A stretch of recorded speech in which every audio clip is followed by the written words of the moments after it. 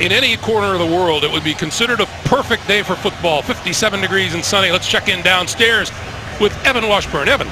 Well, Greg, two of the best at their position in the NFL will match up this afternoon in Steelers receiver Antonio Brown and Cleveland cornerback Joe Hayden. It's a matchup that Brown has held the upper hand in his last 3 games against Cleveland, nearly 300 yards receiving and 2 touchdowns. And adding to the Browns' concern, Hayden's been dealing with a hip injury. It kept him out of practice most of this week. So Mike Pettin tells us that he won't be on an island with Brown. They'll have to provide some support, roll coverage that way.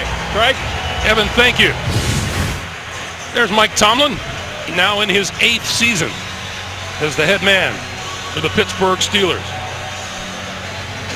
And the winner in Super Bowl 43. There is Mike Pettin in his first year as head coach here in Cleveland. And all signs point to him having this Browns team headed in the right direction. Steelers won the toss and have elected to take the football. Billy Cundiff getting set to kick it away. 13, Bree Archer, 27, LeGarrette Blount are deep, and we are underway. Returnable. Archer. Hit before he reaches the 15-yard line by Marquavius Mingo.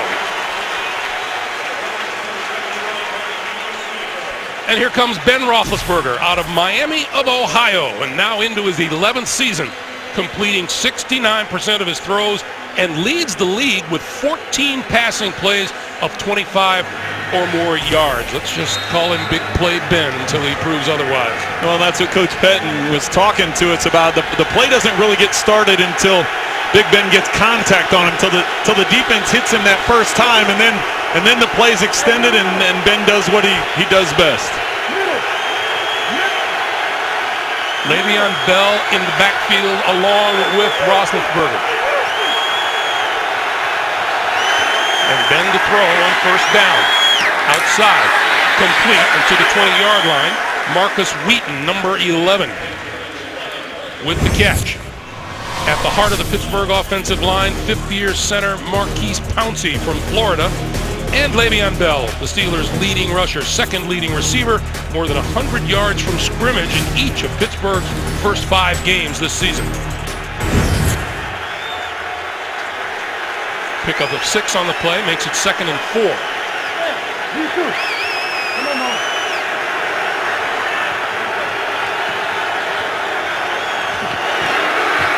This is Bell. And Bell spinning across the 20 and out to about the 23, maybe the 24-yard line, very close to a first down. Up front for the Browns, Phil Taylor out for several weeks with some knee surgery. Armani Bryant starts for him, and Kitchen starts in the middle for Ataba Rubin. Outside linebacker Paul Kruger was questionable with a bad back today, but he's in the lineup. And in the secondary, as Evan mentioned, Pro Bowl cornerback Joe Hayden, one of the very best in the National Football League. Questionable up until game time, but he's in the lineup. 3rd and 1.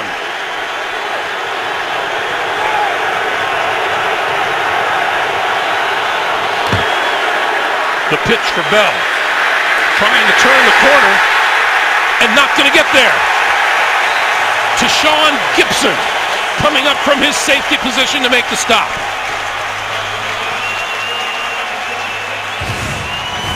Good discipline by Gibson. He's outside on the corner. You can see that he keeps the outside contained, and there's nowhere for Bell to cut back inside to go. Good pursuit by the defense, and Gibson makes that play and gets him off the field. Jordan Poyer is deep for the kick. And a good one from Brad Williams. And we have a penalty marker down. Our first of the day. Our referee today is Pete Morelli.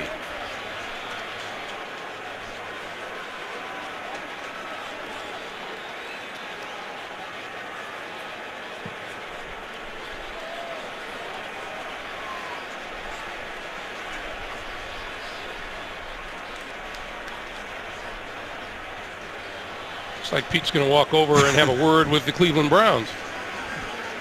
Well, a little bit surprising, Pittsburgh. Normally, LeGarrette Blount is their short down and distance back to come in and He's a bigger, more physical back than what Bell is. He's usually the guy that comes in, but they tried a little trickery with the fake to the fullback and pitch to Bell.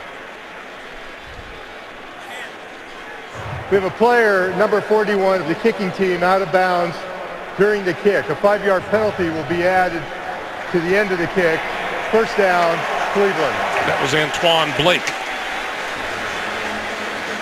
So the line of scrimmage will be about the 32-yard line of the Browns.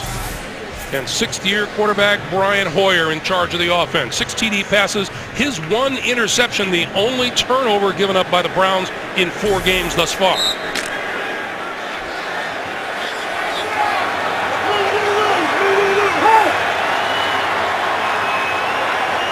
The Browns, their first possession from the 32.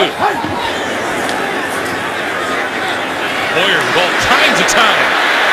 Running short of it now and throwing it incomplete.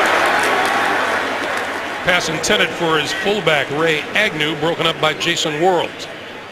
At left tackle for the Browns, Joe Thomas making his 117th consecutive start since he was drafted 3rd overall back in 07. And Ben Tate spearheads the running game, along with Isaiah Crowell today, that ranks 4th in the National Football League.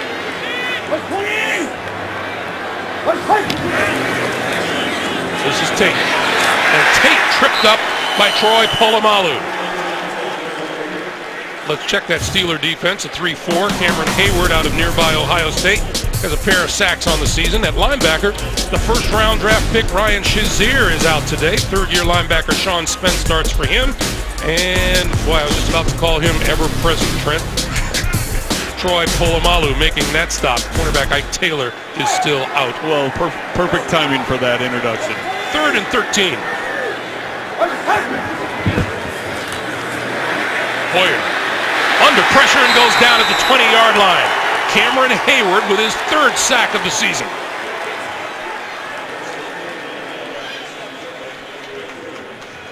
When Cleveland comes out with a conservative approach in those first 2 plays, they try and do a 3-step drop, get the ball out of Hoyer's hands quickly.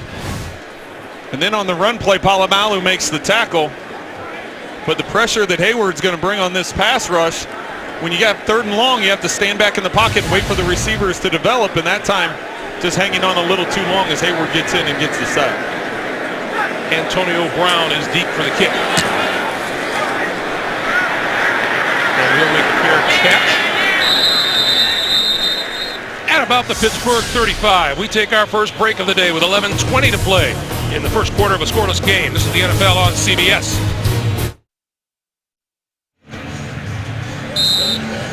That gorgeous view comes courtesy of MetLife, covering today's game from on high. LeGarrette Blount in the backfield. LeGarrette Blount with the handoff. Cuts right. Has a little running room across the 40 and out to about the 43, maybe the 44-yard line, brought down by Dante Whitner. Even as big a back as LeGarrette Blount is, he still has great vision, the ability to cut back, see where the lane is, has that patience with his offensive line, and is able to get the ball up the field.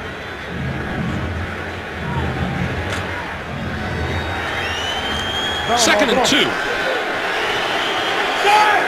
Push it. That one carry for Blount, and Le'Veon Bell is back into the backfield. And Bell with the handoff and has the first down. Across the 40 to the 42, and our very first update of the day. From New York, JB, Coach Bill Cowher. And the very first drive for Baltimore. Yeah, 4 plays, 80 yards. This 15-yard pass to Torrey Smith, capped also by a 52-yard run by Justin Forsett. 7-0 Baltimore, quick in this game. Greg Gumbel, Trent Green, and Evan Washburn. All right, guys, thank you. New set of downs for the Steelers, now at their own 47-yard line.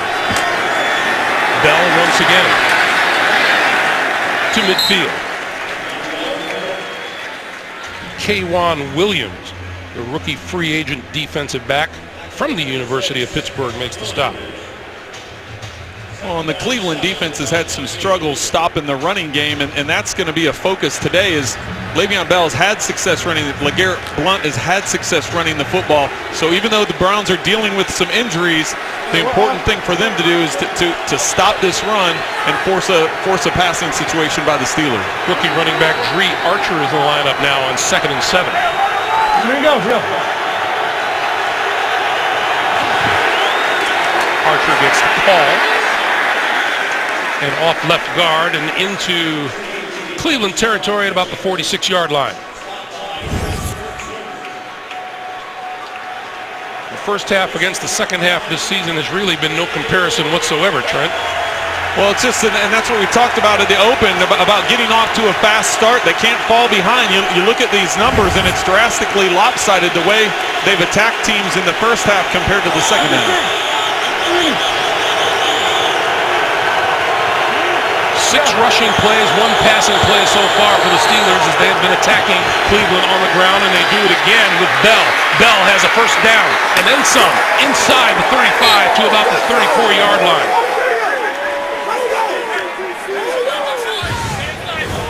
The Browns are in man-to-man defense, and they're going to seal the edge. You see Kruger at the defensive end jumps inside of his block, giving up the entire outside, and nobody makes contact with Le'Veon until he gets the first down. Le'Veon Bell's numbers from a week ago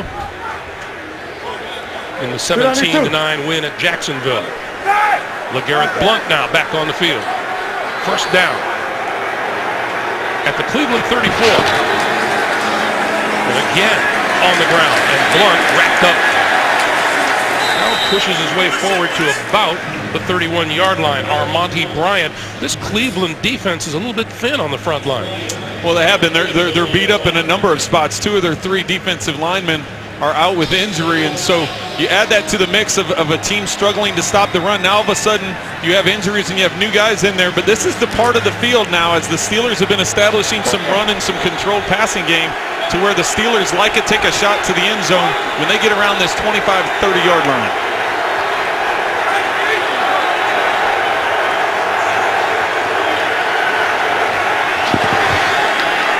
Roethlisberger pumps and goes deep. Incomplete. And a flag. Looking for Antonio Brown, covered by Buster Screen.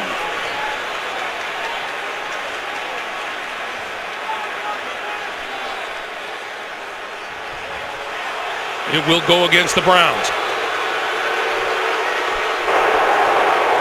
Pass interference. Number 22 defense. Automatic. First down.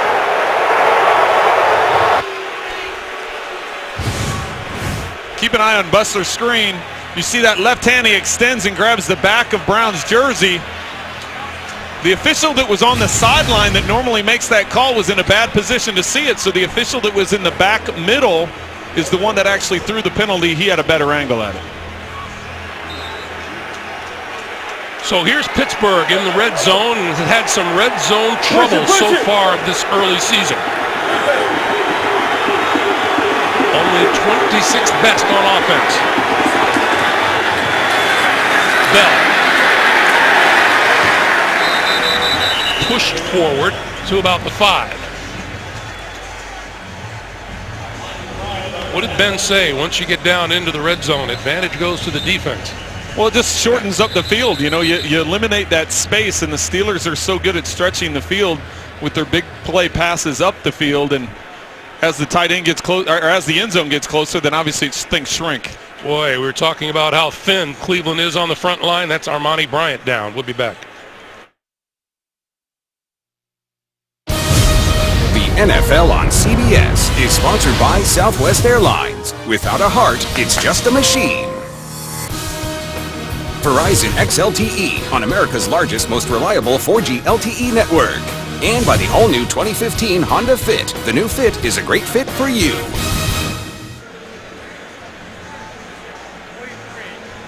Pro Football Hall of Fame in Canton, Ohio. Meanwhile, there is Armonte Bryant being helped off the field, and Jabal Sheard, a linebacker, will replace him at defensive end. Armonte Bryant is right there in the center of your screen, and he's the one that makes initial contact, and as this pile all comes down around him, you can see as he was limping off the field, his leg must have gotten caught underneath that pile. 8th play of this drive. 2nd and goal from the 5.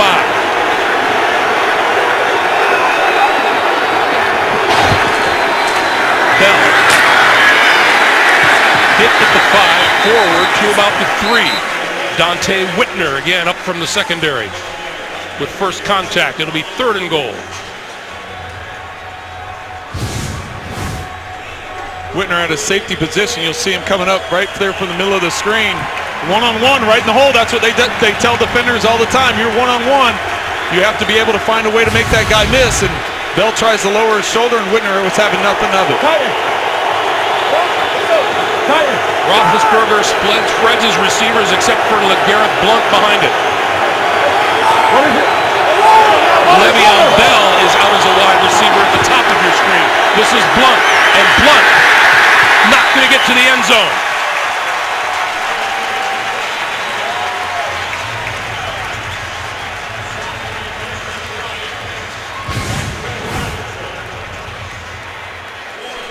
The Steelers have had trouble in the red zone. They've been able to pick up yards. They've been able to move the ball up and down the field.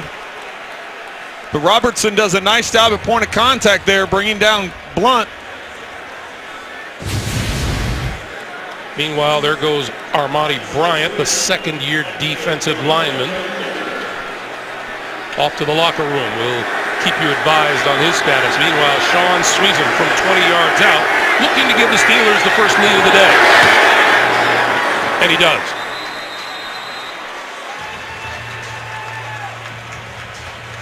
The Browns stand tall in the red zone. Meanwhile, you think this rivalry has had some stars involved? The Pittsburgh Steelers, the Cleveland Browns, they go way back with an awful lot of greatness. 3-0, Pittsburgh. 63-yard drive engineered by Ben Roethlisberger has Pittsburgh on top 3-0. The Browns are down in the first half. That's nothing new for them this year. They're a combined minus 39 on the scoreboard in the first half, which is the 3rd worst in the National Football League. But boy, have they come roaring back in the second half. They have done a good job, and it's important to point out there, we saw that on the screen there, the graphic, that 10 plays, all 10 were rushing plays. Now, of course, the big play for the Steelers was that pass interference call that gave them the ball down inside the 10. Marlon Moore will not run it out of the end zone, so they'll start from their own 20-yard line. These teams met on opening day, and Le'Veon Bell's 38-yard touchdown run helped put the Steelers up by 24 at halftime. But here come the Browns. Brian Hoyer, Travis Benjamin tie the game at 27 early in the 4th before Sean Sweezum's 41-yard field goal as time expired gave the Steelers the 30-27 win.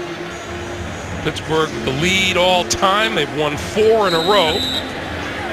47 combined Hall of Famers. That's staggering, right? Not just history of these two teams, but you're talking history of the National Football League. That's amazing.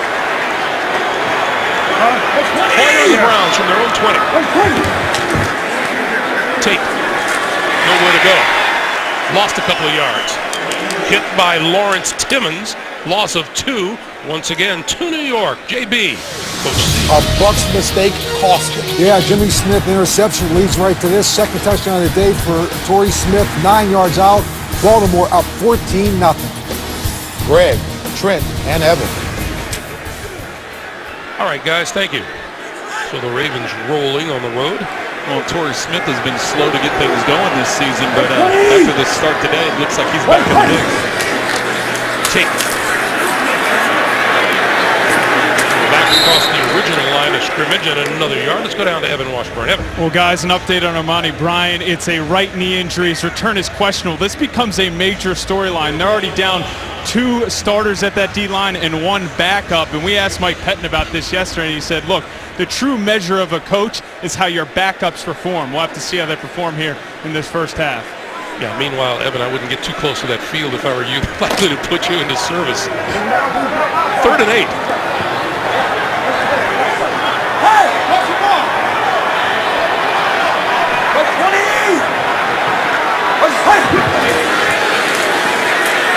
Hoyer under pressure, throwing incomplete. Fans want flags. There are none. Intended for Taylor Gabriel, the rookie from Abilene Christian.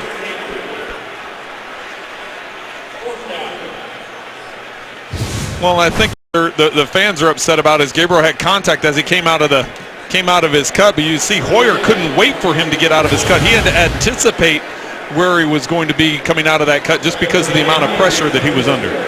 Spencer Lanning to kick it away. Antonio Brown standing inside his own 35.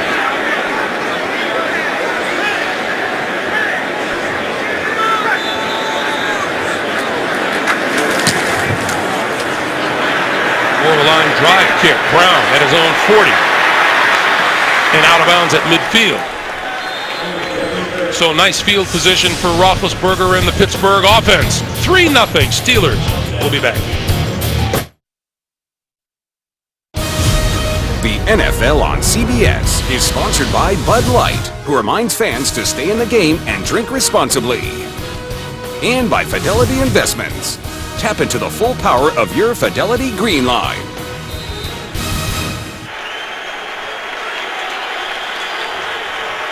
Pittsburgh having its own way so far in the total yardage department. Cleveland on the minus side. From midfield, Roethlisberger for Dree Archer, and Archer straight ahead to about the 45-yard line. Hey, a reminder, Thursday, football starts here.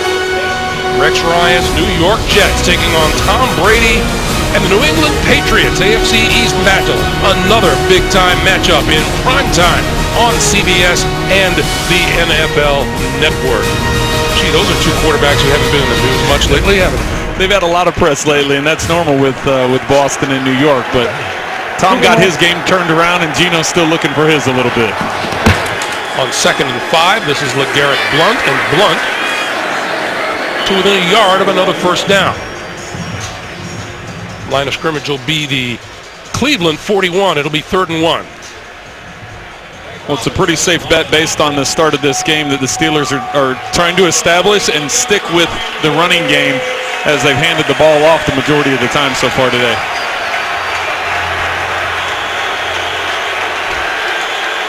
"14 offensive plays, 13 on the ground for the Steelers, and just one pass.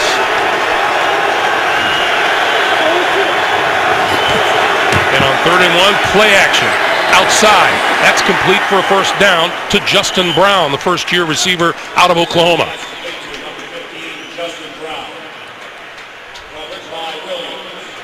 Well, it's the second time on 3rd and short that we've seen them go with Le'Veon Bell in the backfield and not LeGarrette Blount. That time the play action pass out to the flat. Nice catch by Justin Brown to pick up the first down. And Le'Veon Bell has done a terrific job of catching the ball out of the backfield so far this season. Hey, excuse me, you grab him. First down from the 39. Coming around is Antonio Brown. Brown run out of bounds at the 40-yard line. They will lose yardage on the play. Dante Whitner with yet another defensive play. Let's get another update from New York. Once again, James Brown. Bill Coach. The Jets? Yeah, Geno Smith, 3 or 4 on this drive, finds Jace Amaro in the back of the end zone, 2-yard touchdown pass, and now the Jets take the lead over the Denver Broncos, 7-3. Greg Gumbel, did you raise your eyebrows on that one? I think everybody raised their eyebrows over that one, JB. It must have been Gino must have heard me when I was talking about Thursday night to him getting his game turned up. Yeah, he wants to talk to you. That's right. On 2nd and 12, this is Bell. And nice move. Cuts it back inside to about the 32-yard line. That'll be about 3 yards shy of a first down. Carlos Dansby making the tackle. And this is what makes Le'Veon Bell such a dynamic runner. His vision, his patience. You saw at the beginning of the run, his patience to set up the block. Then you saw the speed to get around the corner. Then you saw his versatility and change the direction there, planting his foot in the ground and able to pick up 3 extra yards. 3rd and 3 as Roethlisberger spreads the field.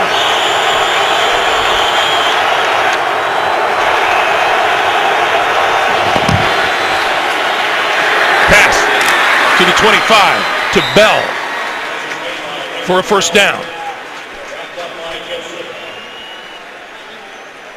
And Greg, you just mentioned the fact Le'Veon Bell does a nice job of catching the ball out of the backfield, but on this play, they put him in the slot. It's not a real complicated route. He just presses up to pass the 2 yards past the first down sticks, and they just throw a hitch to him. This is the end of the first quarter. We come to the end of the first quarter. One field goal on the board. It belongs to the Pittsburgh Steelers. We're back to Cleveland in just a moment.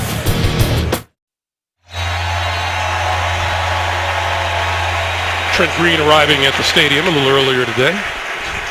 Take a look at the time of possession. That looks like a lot of fun. I just don't know if I'd be able to stop it.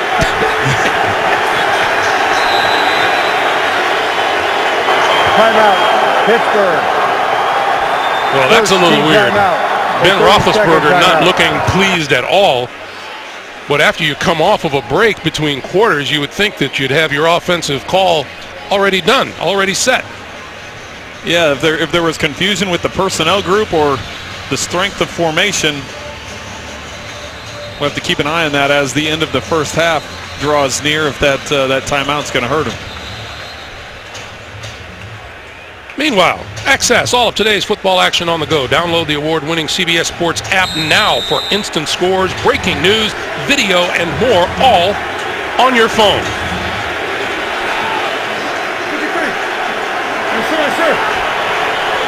So Pittsburgh uses a timeout. We get the second quarter underway. LeGarrette Blount in the backfield on first down.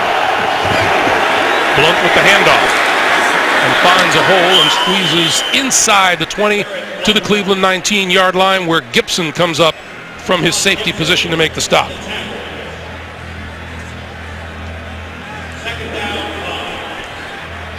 Pittsburgh on the ground 15 times today in the first quarter. That's a long, long time back since 04. Well, and Todd Haley was talking about last week he should have stuck with the run a little bit more. I think he's trying to send a message with the amount of rushes that he's had so far today. There's another one, right side. And Blount to about the 17. There's Todd Haley, offensive coordinator. Having a chance to talk with both Todd and Ben Roethlisberger, just the relationship the two of them have developed over the last couple of seasons. Just the communication has gotten so much better, and the trust that Todd is now placing in Ben Roethlisberger with some changes that go on at the line of scrimmage. A 3rd and 3. Le'Veon Bell now in motion into the backfield.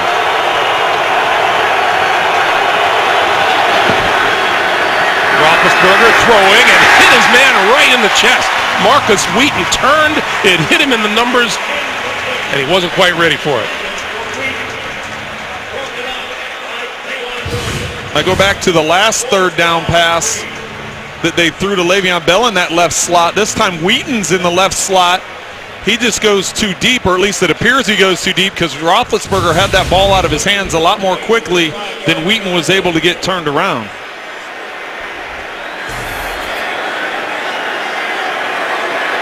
Sweezin, this time from 35 yards out.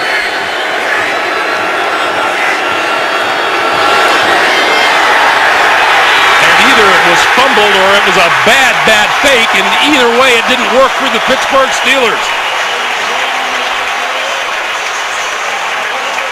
Craig Robertson, number 53. Watch screen coming off the edge at the top. He just thinks it's kicked. He runs away. Robertson is aware and is able to come in and make the tackle.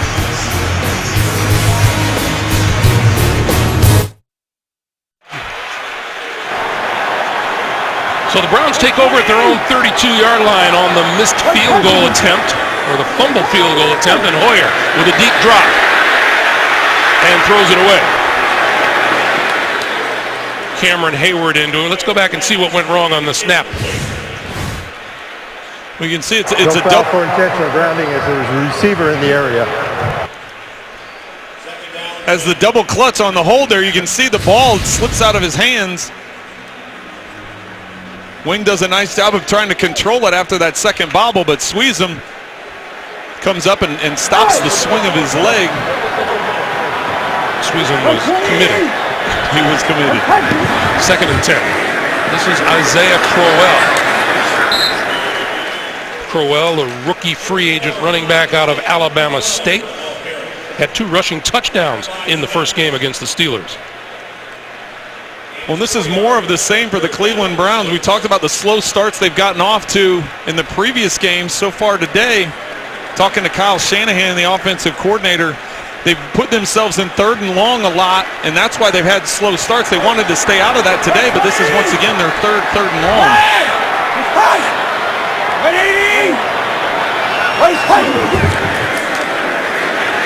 Hoyer over the middle, got his man inside the 50-yard line. That's Miles Austin, the veteran wide receiver. Spent his first 8 seasons with the Dallas Cowboys. This is his first here in Cleveland. That's a 17-yard pickup and a first down.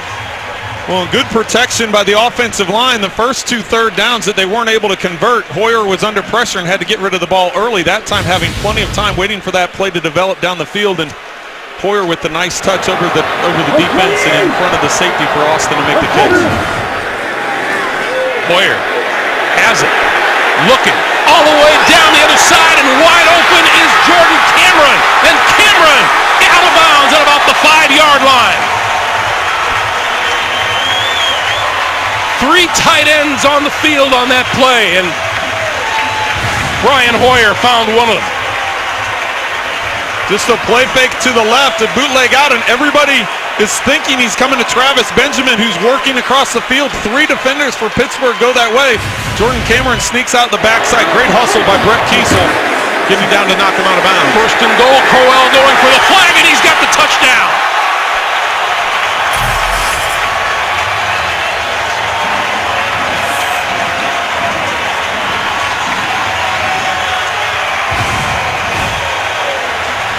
Once again, another tremendous job by the offensive line, sealing the edge. Crowell getting to the outside and making it to the corner. Timmons is trying to get a holding call because he's being blocked. He threw his hands up to try and see if sometimes the officials, if they see the defender do that, can draw the penalty. But that wasn't a hold. That was just a nice block by the Browns. That is Crowell's 4th rushing touchdown of the season. Billy Cundiff for the extra point, and it's good.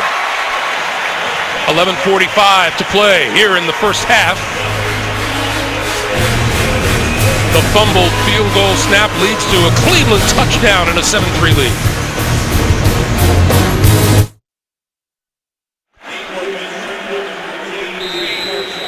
Well, as Trent and I were just discussing, the Cleveland Browns, the numbers just don't justify it, but they are in front by a 7-3 score.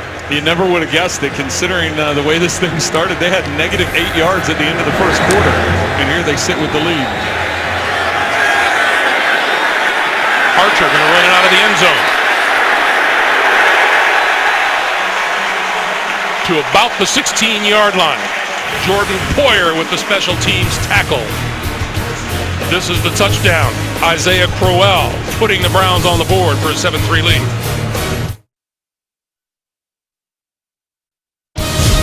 The NFL on CBS is sponsored by DirecTV.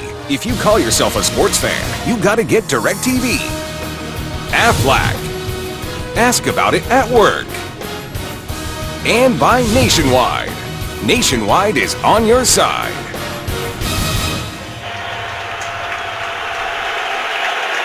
Well, the jerseys of Travis Benjamin and Brian Hoyer in honor of the biggest road comeback in NFL history, which the Browns engineered last week at the Hall of Fame in Canton.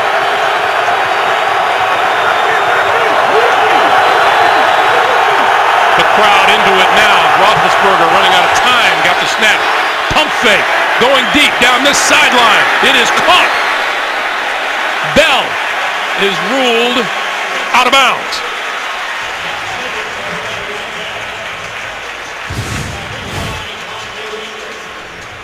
Le'Veon Bell one-on-one with Dante Whitner to the outside, as a running back doesn't have that skill set to drag the back foot as opposed to trying to tap it down. By trying to tap it down, he's not able to get it down in bounds. 2nd and 10. Stay with it, dude. Stay with it. Stay with it. No. Stay with it. Stay with it.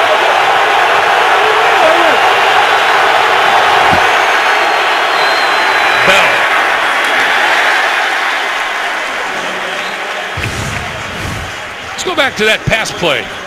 Well, here's Jordan Cameron right here at tight end, and let's see, Troy Polamalu is going to be in man-to-man, and Travis Benjamin is on the top of your screen running a clear out. As Jordan Cameron comes down, it looks like he's going to block, so Polamalu peels back and goes the other way. The problem is, that's the man he's supposed to be defending. Jordan Cameron gets left wide open, and as a quarterback, Greg, you and I were talking about when you have a guy that wide open, you don't want to underthrow him. Unfortunately, he underthrew him a little bit, but the Browns were still able to get into the end zone on the next play. 3rd and 6. Roethlisberger, far side of the field, batted away. Incomplete, intended for Wheaton, broken up by Buster Screen.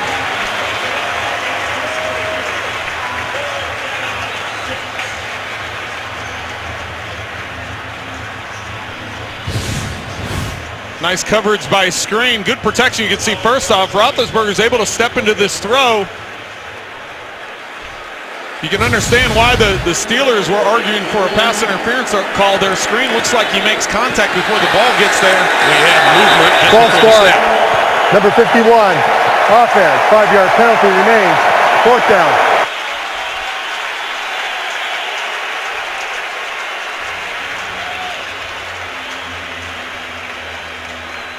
And this is crazy, Greg, how the momentum has quickly changed to the Browns. The first quarter completely dominated by the Steelers, moving the ball and putting the field goal up on the board, and then having that missed field goal the last possession. Straight up, practically. Fair catch called for and made. And we have another penalty marker down. Poyer made the fair catch. Let's see what this one is. This one looks like it'll be against Cleveland. During the kick, holding, number 15, receiving team. 10-yard penalty, 1st down, and timeout. 10:43 to play in the first half. You're watching the NFL on CBS.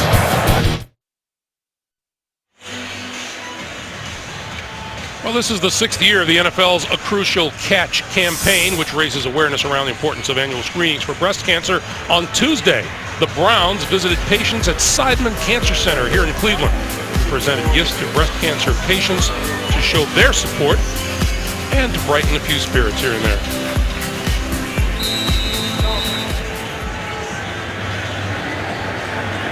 Welcome back to First Energy Stadium. A lot of energy in this stadium. You know, you get the feeling, Trent, that you fall behind Cleveland. That's their plan. Well, Cleveland is never out of it. They've shown that throughout the first month of the season. Ben Tate to about the 43-yard line. Hey, a reminder, you can start your week off with a bang, a big bang. Catch Emmy winner Jim Parsons and the rest of the gang on TV's #1 comedy. It's a new Big Bang Theory tomorrow at 8/7 Central, only CBS. Brian Hoyer back to the line in a hurry. Penalty markers fly as the give is to Tate.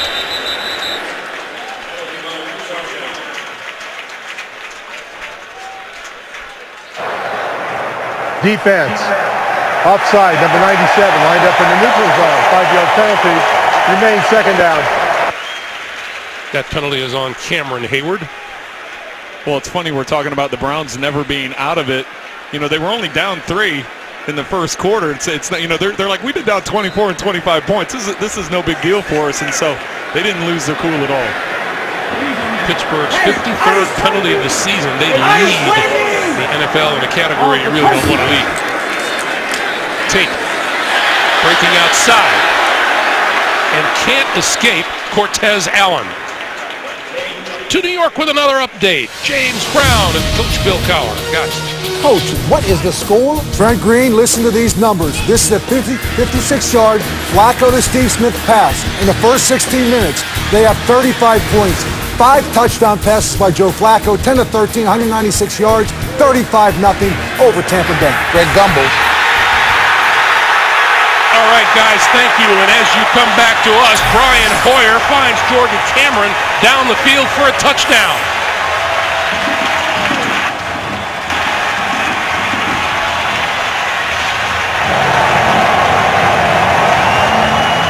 .51 yards on the play.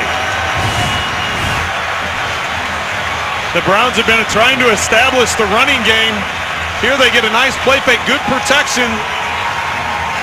Jordan Cameron one-on-one down the middle of the field with Cortez Allen. Beautifully placed pass by Brian Hoyer. Jordan Cameron's first touchdown catch of the season.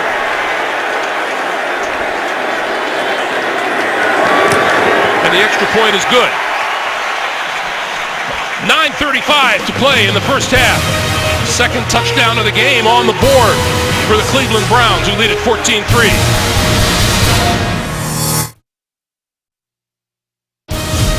The NFL on CBS is sponsored by Bose, official sound of the NFL. And by Ameriprise Financial, more within reach.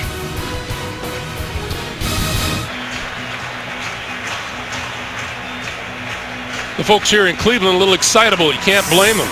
Their Browns have put 14 points on the board in the last 2 minutes and 10 seconds. This last touchdown, Hoyer to Cameron.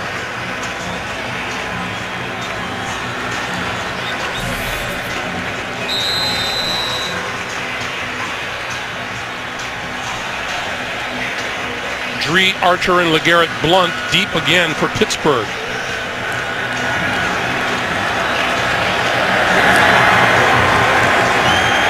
And this one will not be returned. Sails through the back of the end zone. So the Steelers out to the 20-yard line, and we go back to the play. Jordan Cameron's lined up on the outside, and he's going to take a skinny post. You've got Cortez Allen, who is lined up with outside leverage, and you have Polamalu on the other tight end as he pulls to make a block. That's what frees up Polamalu in here. Nice play concept. You take up both safeties. Polamalu's concerned with the blocking tight end going the other direction. Cortez Allen thinks he has help to the inside, so he maintains that outside leverage. Jordan Cameron just gives him a stick and takes it vertical. Nicely placed pass by Brian Hoyer. So the Steelers from their own 20-yard line. And this is Dree Archer. Archer changing direction, turns the corner. A first down and more, out of bounds at about the 35-yard line. Dree Archer, the third-round draft pick out of Kent State. That's Dree Archer's third carry of the game already. You can see they have a distinct game plan, getting him in the backfield and trying to isolate him with that speed, his ability to put his foot in the ground and get around the edge. His third carry of the game, his first 3 carries of this season. Now from the 35, and this is Le'Veon Bell. And Bell across the 40 to about the 42. Hey, tomorrow on CBS, no matter the odds, these geniuses can always defend on each other. Don't miss the new hit drama Scorpion tomorrow at 9, 8 Central after The Big Bang Theory. After 2 running plays in a row, I anticipate a play-action pass to try and get the ball up the field here. After the Steelers falling down 14-3 here, they've done a good job of establishing that run. They need to take a shot up the field and try and stretch the defense. Bell. Short of a first down, close to the 44-yard line. Boy, the Cleveland Browns would love to make a statement here today, both against the Pittsburgh Steelers and in the AFC North. Pittsburgh started with a field goal. Cleveland has answered with 2 touchdowns. 14-3, 8 minutes to play in the first half. And once again, 3rd and short, no LeGarrette Blount, sticking with Le'Veon Bell in the backfield.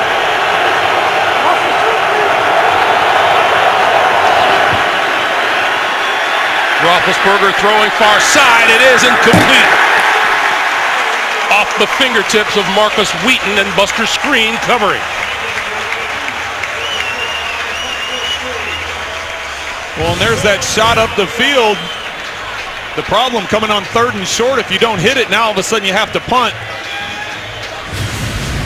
Just off of Wheaton's fingertips, because it looks like he had a step on the defender. Trent, for a guy who was questionable up until game time, they haven't really tested Joe Hayden yet, have they? They haven't. They've been attacking the other corners, but Hayden, they've been doing a good job. The Browns have been mixing up coverage. Jim Leonard caught it at the 16 and was hit immediately by Ross Ventrone, who was just signed yesterday.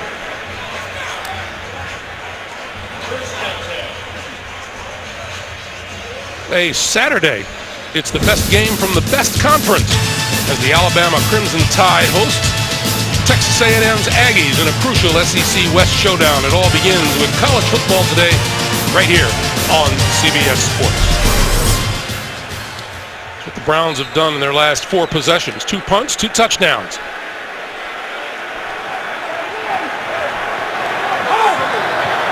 And they begin from the 15-yard line. Crowell in the backfield, Crowell with the pitch. Right side, trying to turn the corner. And out of bounds right at the first down marker. Appears he has it at the 25-yard line.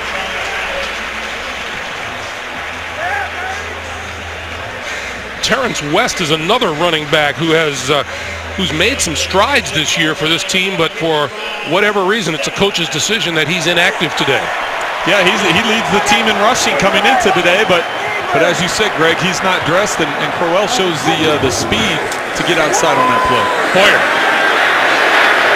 got his man across the 45 and out of bounds at about the 50-yard line. Taylor Gabriel. And once again, Hoyer in hurry-up mode, getting his team to the line of scrimmage. Well, you go back to week 1, and they had a lot of effectiveness going with the hurry-up. Here they get the play-action pass again. They've utilized that play where they fake it one way and then set up the pocket behind the other guard. Crowell across midfield into Pittsburgh territory at the Steeler 47.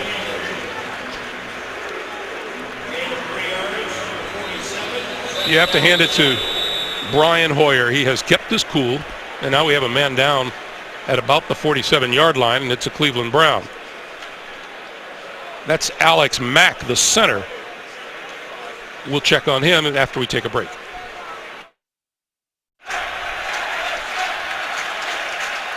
This is Alex Mack. He's engaged in the block, and keep an eye on him. It's his left ankle as the pile moves forward. You can see that left ankle gets trapped underneath the falling bodies. And as you said, Trent, they didn't waste any time at all getting the cart out for Alex Mack, who is in his 6th season out of California, was their first-round draft pick back in 2009, and had never missed a snap in his career. Well, and that's a significant thing, because when you talk about that quarterback-center exchange, you know, when you have the same center every game, and in this case, every single snap, your center generally is the guy that is the leader of the offensive line in terms of getting protection set and blocking scheme set.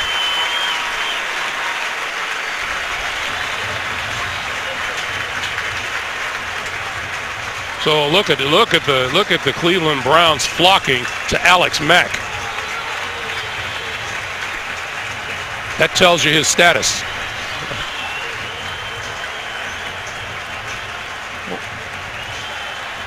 Well, and talking to Brian Hoyer and the coaching staff, there's just so much respect for the offensive line, so much respect for Alex Mack. Just how intelligent the group is, and you know they come in with a lot of questions. Sometimes too many questions for Kyle Shanahan's liking, because he's like, guys, just block what I'm asking. They're like, well, what if this, and what if the defense does this? And you know, it's a good group, and they're going to miss Alex Mack. Hopefully, it's not a too severe of an injury. Mike Pettin says they're the football nerds. So now it appears... See, I know better than to call the offensive linemen nerds, because being a quarterback, you know, you want to keep them nice. John Greco moves over to center. This is Crowell coming to the near side. Nice cut. 40, 35, down close to the 30-yard line. He'll be marked down at the 31-yard line. That's a first down for Cleveland. Watch the left side of the offensive line. It's a stretch play to the outside. Agnew does a nice job, 48, the fullback, of coming inside and getting that seal block as Crowell puts it inside. Paul McQuiston, veteran lineman, has moved into the offensive line to replace the missing Alex Mack. And here's Crowell, lost the football. Nice block from Hoyer. And Crowell back to the 30-yard line. And they're still in hurry-up mode.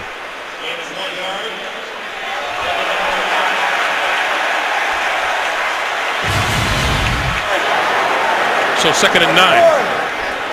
Hey, Stafford, Buffalo!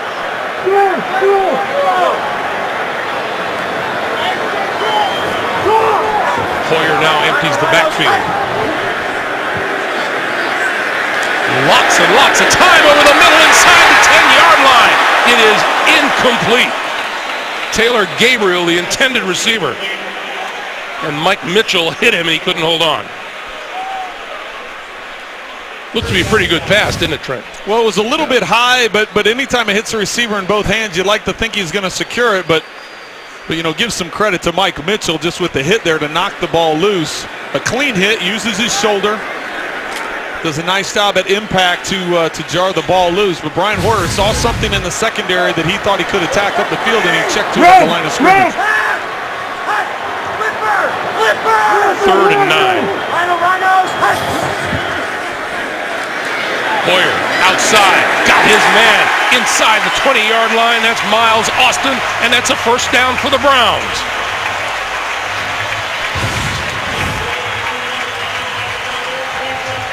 Nice ball placement to the sideline, get it away from the defender, low and away, so that Austin's the only one that can go get the ball, pick up the first down. I'm impressed with Brian Hoyer. Not only is a guy coming off of an ACL, so you're spending a lot of time with rehab, but that time he turned protection to where the pressure was coming from, so it was all picked up and gave him time to get rid of that ball. On first down, Pate taking it to the left side, and Tate to about close to the 15-yard line.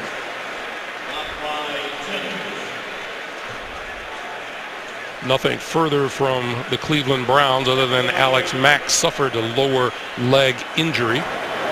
Alpha! Tight! As we come up on 4 minutes to play in the first half. Hey! And they do not expect him to return. Tate weaving his way to the 10.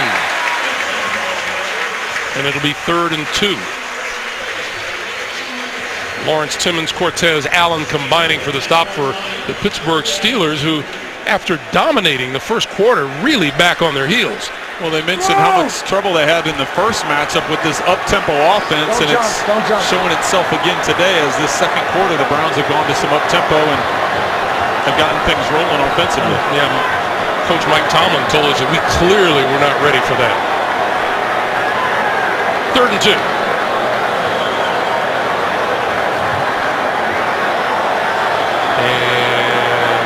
Hoyer going to call a timeout. Timeout. Cleveland. First team timeout, a 30-second timeout.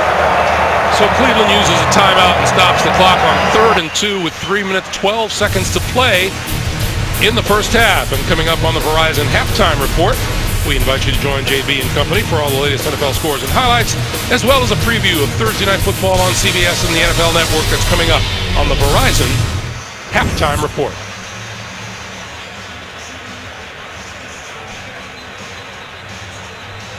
Were you kind of surprised that Mike Tomlin said that we weren't ready for that hurry up? Because you would think that's in the arsenal of just about everybody in the league these days. Well, you would think, but the fact that it was game 1 of the season, and if Cleveland hadn't shown that in their history, or they didn't show it at all probably during the preseason, number one, you have to understand it changes the tempo, but number 2 would be the conditioning factor. And you'd think week 1 you would be in great condition, but as you said, Mike Tomlin said they were caught off guard with that. Timeout, Pittsburgh. Now Pittsburgh takes a Second team timeout, a 30-second timeout. So defensively, the Steelers didn't see something that they like, and they used their second timeout here in the first half. I want to go back to my comments about Brian Hoyer and just how impressed I am with the fact that coming off of an ACL, having dealt with an ACL injury myself, and the amount of time that you have to spend at the rehab, amount of time that you're spending just trying to get healthy. Now all of a sudden you factor in trying to learn a new offense. Kyle Shanahan comes in. You have to learn a new offense. So you're spending time, an inordinate amount of time, studying film and studying the playbook, trying to not only get yourself up to speed, but get the other players on the offense up to speed as well. And then you've got to balance that with the rehab part of it. So just a tremendous job that he's done getting himself prepared for this season. Well, let's see if we get a 3rd and 2 play off here without a timeout being called. Tate. And a appears to be enough for a first down. It depends on where they mark it. It is enough for a first down. Well, and the official from the bottom of the screen had the first down, and from the top of the screen had a little bit different mark. But the official at the bottom of the screen, I guess, got there first, and he was the one marking the ball. So that's always fun for a coach, isn't it? when they see the two officials coming in at different places, yeah, that's got to make them scratch their head a little bit. But it's a first down nonetheless. We saw the great Dick LeBeau, defensive coordinator for the Steelers. Tate to the end zone.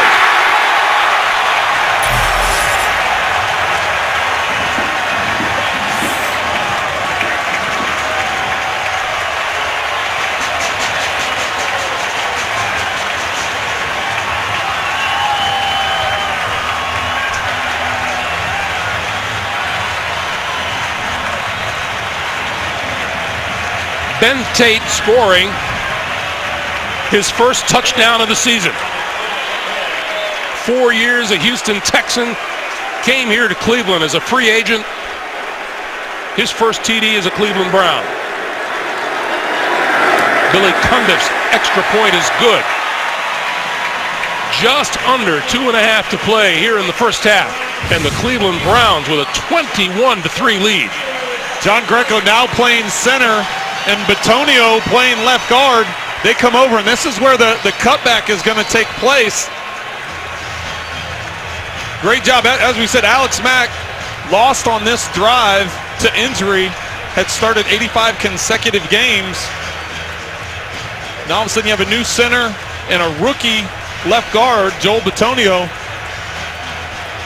pushing that defensive line around.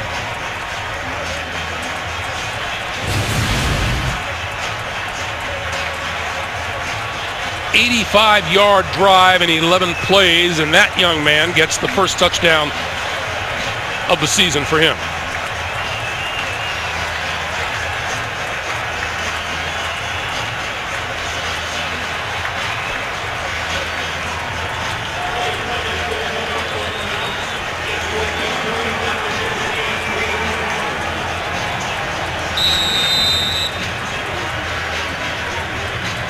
We just feel the people here in Cleveland are a little excited about their, even before we came to the stadium. As soon as you hit town. There were long lines to get to the tailgates early, and it doesn't hurt any that it's the Steeler matchup. Coming out of the end zone is Dree Archer, and Archer spun down before he gets to the 20-yard line. They'll spot it at about the 18.5.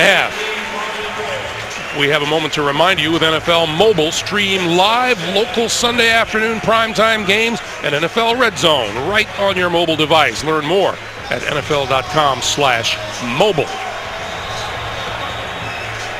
Well, this AFC North, as we said at the very top of the day, the best in the National Football League as far as won-loss percentage. Well, and you look at that, the standings within the division, Cleveland being 0-2, there has to be a real sense of urgency on their part to not go 0-3 after today. Roethlisberger, far side of the field. Little back shoulder and a terrific grab by Antonio Brown with Joe Hayden covering. You asked last series why they weren't going after Hayden because of that hip injury, and sure enough, first play they come out and go Brown one-on-one down the sideline. And we get hit with a 2-minute warning. Another snap for the Pittsburgh Steelers. 21-3 Cleveland.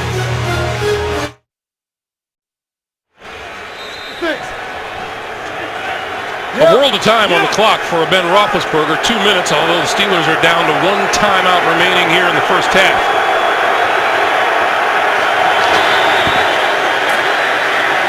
Roethlisberger over the middle, almost intercepted by K'Wan Williams. Well, Greg, you mentioned the fact they only have the 1 timeout left. We have to remember at the beginning of this quarter, coming out to start the second quarter, they called a timeout before they even ran their first play. And then last series, Cleveland, after calling a timeout, Pittsburgh wasted another timeout back-to-back.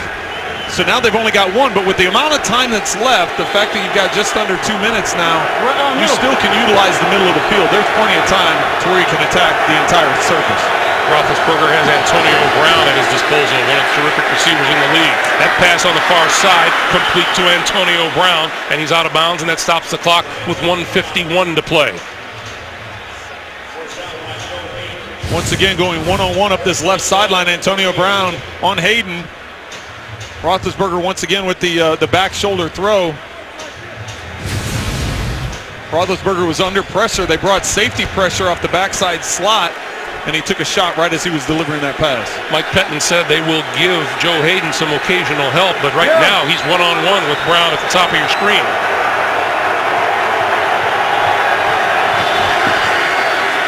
Roethlisberger looks left, throws short, incomplete to Bell coming out of the backfield.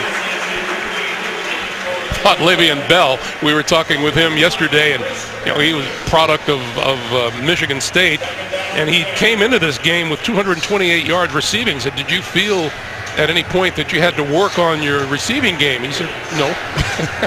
He's a very confident young man. Yes, he is. But he's been able to back it up.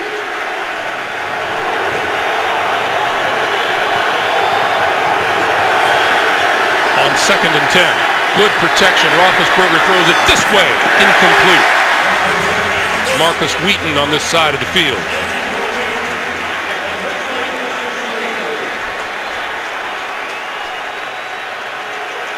So now with 1:41 remaining and only that one timeout, Roethlisberger may be thinking in terms of field goal. Sean Sweezum. Well, I think it's important if you're thinking field goal, you have to pick up a first down, because even if they get to the 40-yard line, that'll be a 58-yard field goal, and that's not within Sweezum's range, so they need to get a first down to even think about a field goal.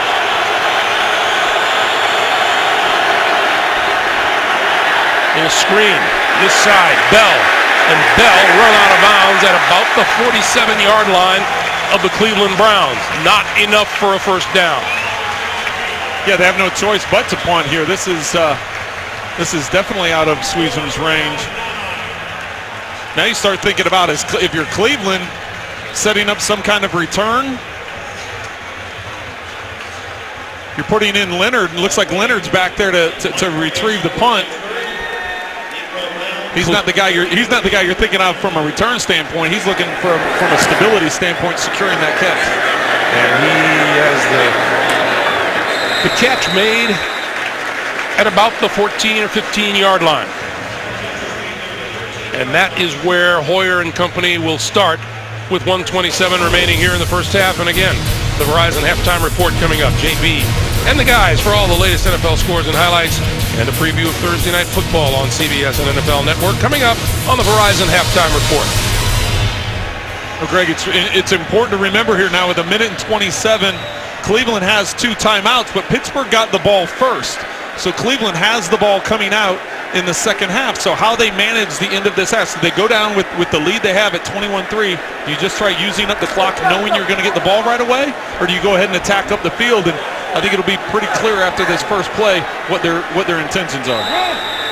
Well, and there goes one of those timeout. timeouts. Cleveland second team timeout, a 30-second timeout.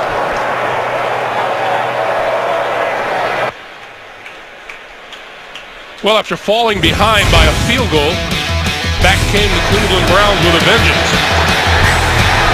Isaiah Crowell, and then the pass over the middle to Gordon Cameron. And then Ben Tate up the middle for the touchdown. And again, it's worth going back and looking at that first quarter where Pittsburgh just controlled the football. Hoyer, quick pass, far side. That is incomplete. Taylor Gabriel did not hold on.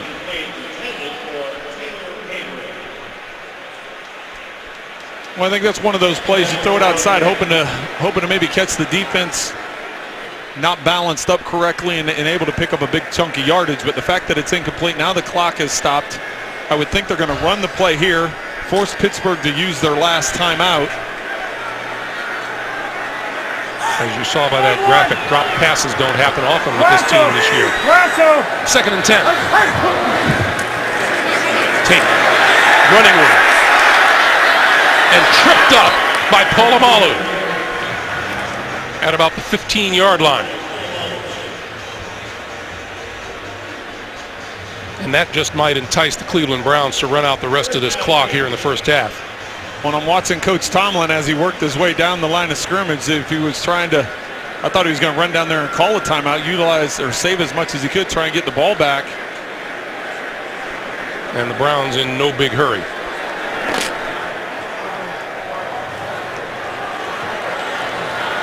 Russell! Hey!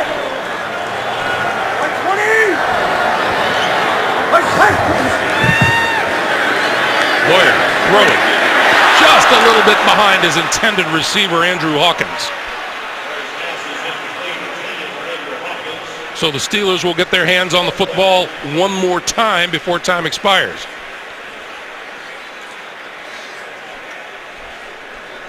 Well, and Hoyer puts that ball a little bit behind because linebacker Sean Spence was in the middle of the field.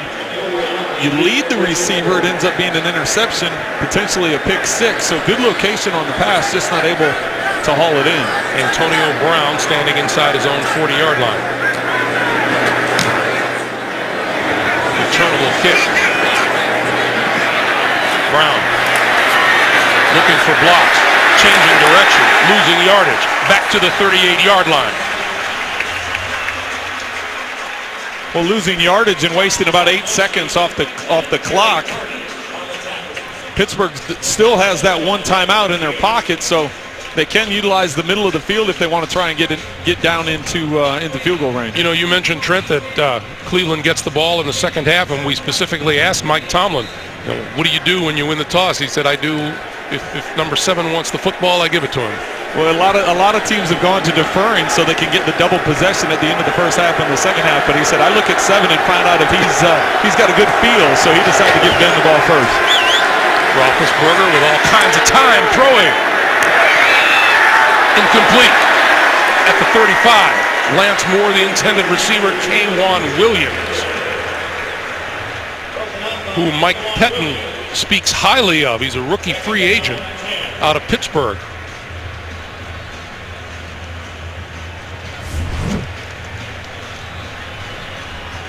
In fact, there are a couple of DBs back there in the second rank. Justin Gilbert is their first-round draft pick from Oklahoma State. 2nd and 10. Now at the bottom of the screen, you can see Hayden pressed on Antonio Brown with safety help over the top. Roethlisberger going to go deep. Far side of the field, and it is out of bounds. Incomplete. Justin Brown on the receiving end, but he wasn't in bounds. 8 seconds left on the clock.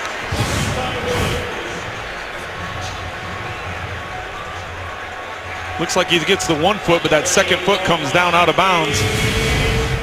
The official in great position to make that call. And that's K'Wan Williams, who looks a bit shaken up on the sideline. And 3rd and 10 with 8 seconds to play. Cleveland Browns as far back as their own 30-yard line. Timeout, Cleveland. 3rd and final team timeout. 30-second Cleveland timeout. uses its last timeout here with 8 seconds left. Well, Ben Roethlisberger, if there is anybody he'd like to play in the National Football League, it's the Cleveland Browns. He's kind of had fun against them. 18-1. I can honestly say I've had some good games against some teams, but I don't. 18-1 is complete domination, and you look at the scoreboard right now, and you can tell that's not in the minds of the Cleveland players because the way they've dominated this first half, or I should say the way they've dominated this second quarter, because Pittsburgh was running things that first quarter.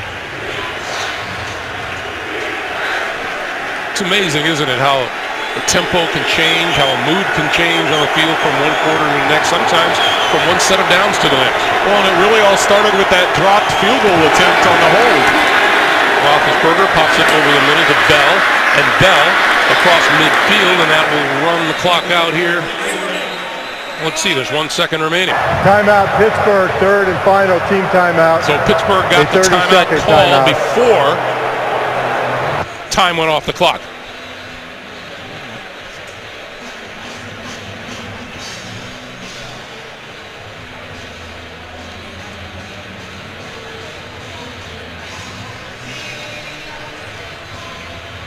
So they have one chance to throw it at the end zone.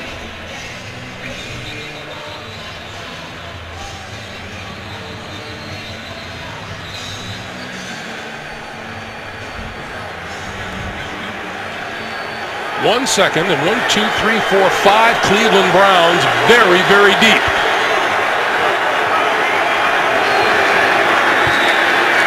And he goes short to Brown.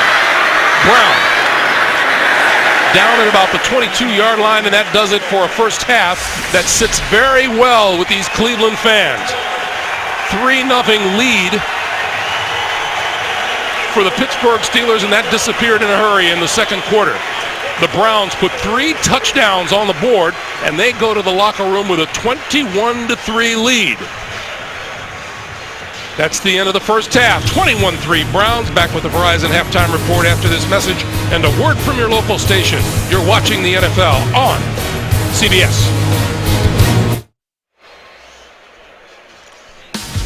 Welcome back to Cleveland, where the storylines are pretty clear in the first half. The Steelers had their chances, and that botched field goal attempt turned things around for both teams. For the better for the Cleveland Browns, who scored 3 touchdowns in the second quarter to grab a 21-3 halftime lead. As we get set to start the third quarter, just a short while ago, Evan Washburn caught up with Cleveland coach Mike Pettin. Well, Coach, it wasn't the second half. It was the second quarter you got back in this. Was key to that comeback. We got the stops in the red zone. We were leaking water on both sides of the ball early.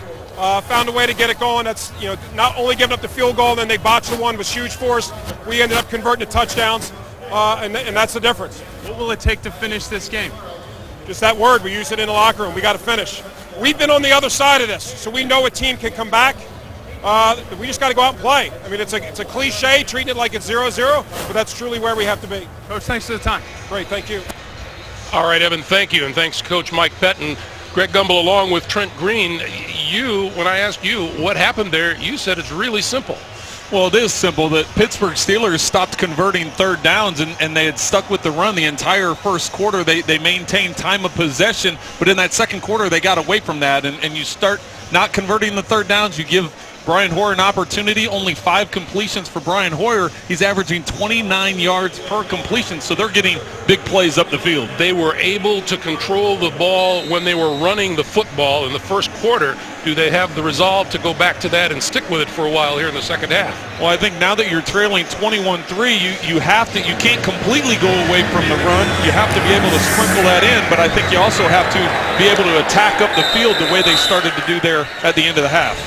Second half kickoff sails out of the end zone as the Browns get ready to start from their own 20-yard line. Let's check in with Evan once again. Evan. Well, guys, I caught up with Mike Tomlin heading into the locker room. He was very confident. He said it's simple. It was 2 big plays.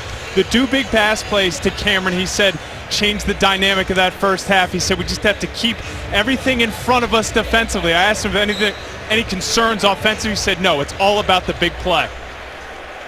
All right, Evan, thank you. So the Browns from their own 20-yard line with the ball and the lead. Hey! Beat from 1.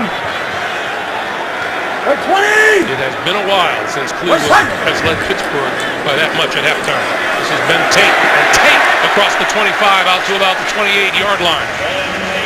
Jason Whirls making the stop, but not before an 8-yard pickup makes it 2nd and 2. Well, it's interesting talking to Ben Tate yesterday.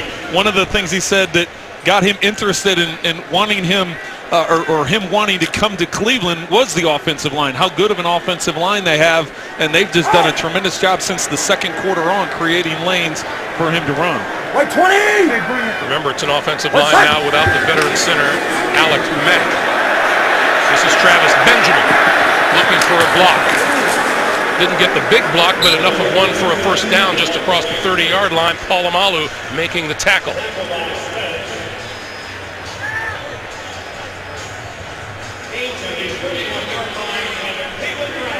So the Browns to the 31 now for a first down. And even though that wasn't a big play, it keeps the defense honest. You have to throw in those plays every now and then just to see if the team is maintaining their discipline. And the Steelers maintained that discipline, but the Browns were still able to pick up the first down. 20!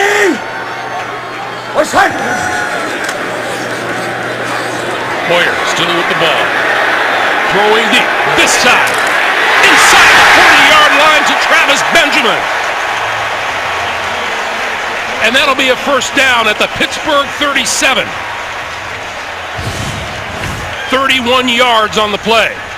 Travis Benjamin will be coming from the right side of the screen all the way to the left side of the screen, and Hoyer, after coming off of the fake and then the reverse fake, puts it in position for Benjamin to go up and make the play. Cortez Allen wasn't in bad coverage, it's just that he was behind him. Here's Tate once again to the 36. We are told from the Pittsburgh sideline that nose tackle Steve McClendon is out of the game with an injury to a shoulder. Out bus, high! 180! Hey, What is high? Scissors! Scissors! double, double. Scissors!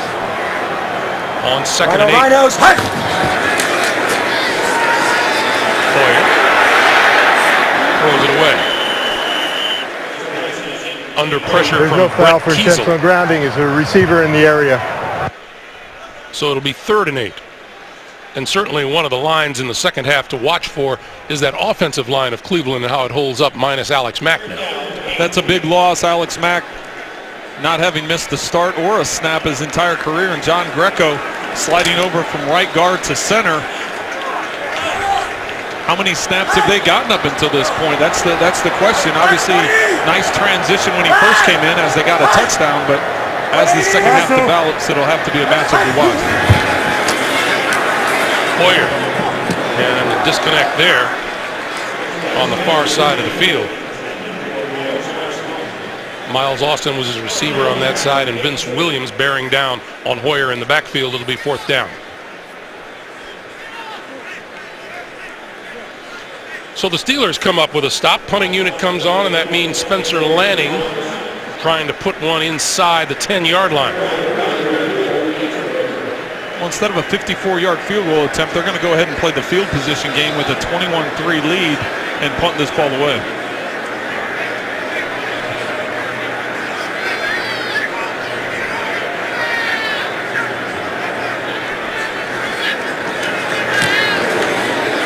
Lanning puts it up.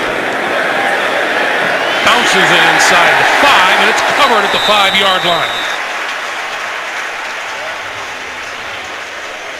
Marlon Moore. Good special teams work by the Cleveland Browns.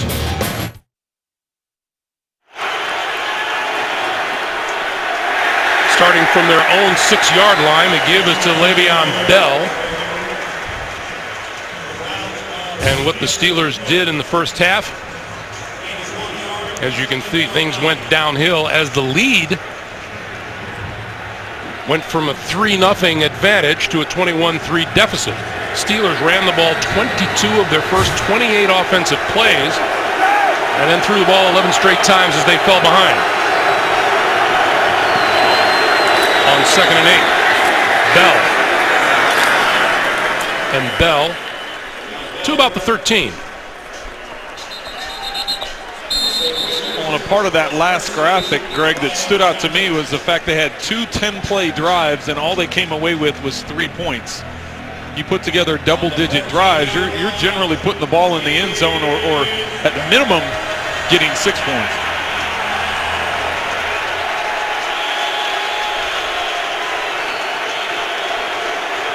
See what offensive coordinator Todd Haley comes up with on 3rd and 2.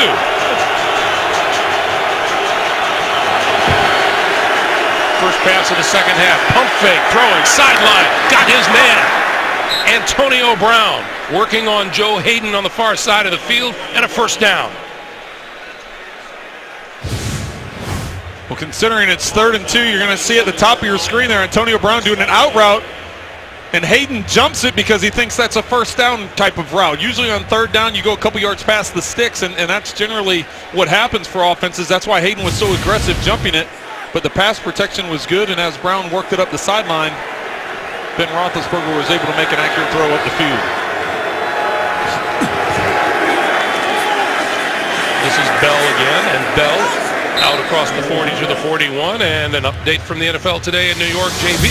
Coach Miami knotting it up. Yeah, 5-yard, 80-yard drive. 40-yard run by Ryan Tannehill leads to this. Ryan Tannehill to Jarvis Landry, 11-yard touchdown pass. They tie it up against Green Bay, 10-10. Greg, Trent, and Evan. All right, guys, thank you. No. No. On 2nd and 6, quick pass to Heath Miller, the tight end. And Miller right at that first down marker at about the 47-yard line.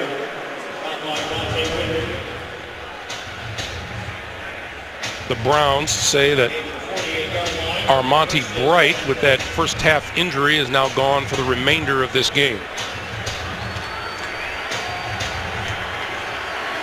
We can see in the first half the change of tempo was of real benefit to the Browns, and now the Steelers coming out in the second half trying to do the same thing, calling plays at the line of scrimmage. Right through the hands of Miller, his tight end. You don't see that very often. Miller has been a reliable receiver over the years for the Pittsburgh Steelers. Very sure-handed, good route runner. That time a little bit too far out in front. Ben Roethlisberger talked about him yesterday in our meeting, just how much he can rely on him, especially on those plays that break down. They have such a good connection that they're on the same page. 2nd and 10. And Ben going to take off and slide down at about the 45, and we have a penalty marker on the near side of the field. A little give and take between Antonio Brown and Joe Hayden.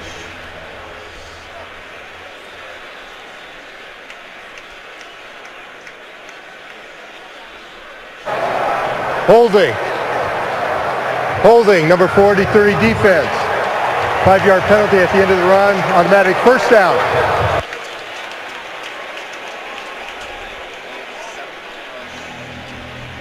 I don't see a number 43 on defense for Cleveland. This is what happened on the near side of the field and where the penalty marker was thrown.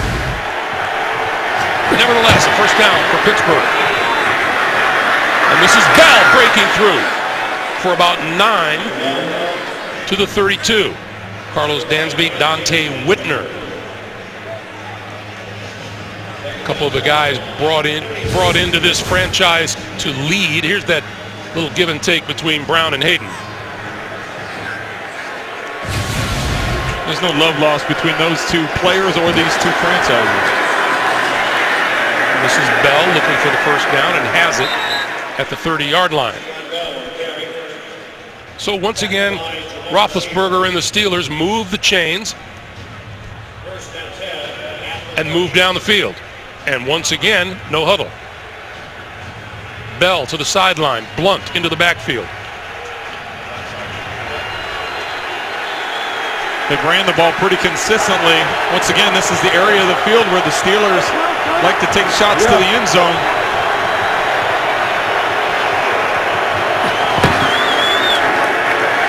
Roethlisberger stepping up and going down.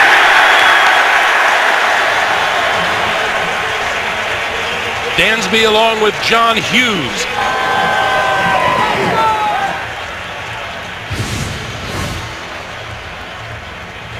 The Browns bring pressure. You'd see off of the play fake, Roethlisberger is looking to push the ball up the field. But the Browns are able to collapse the pocket, not give him room to step into that throw. I notice Joe Hayden is now following Antonio Brown all over the field. Wherever Brown goes, Hayden follows.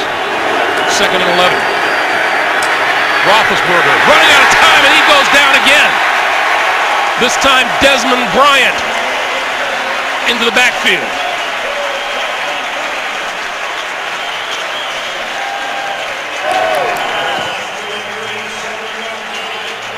Well, and that's a big sack because it pushes him out of field goal range. Bryant right here is going to come up the middle, but the real pressure comes from the outside, forcing Ben to step up into the pocket so that Bryant can make the sack. But because of that sack knocking him out of field goal range, now the Steelers are forced to go for it. They're forced to try and push the ball up the field, I should say. 3rd and 17. Roethlisberger lofting it near sideline, and of his intended receiver, Lance Moore, number 16.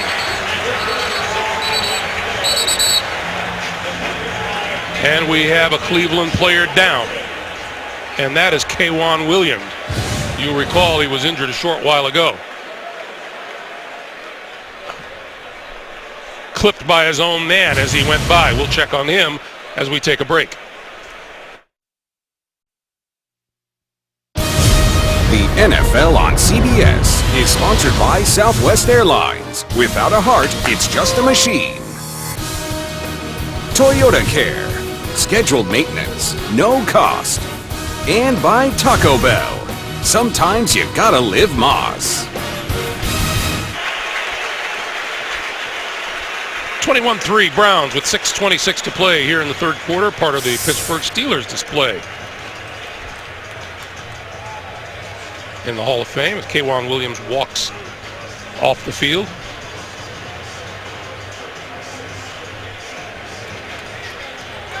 And that great view, courtesy of MetLife.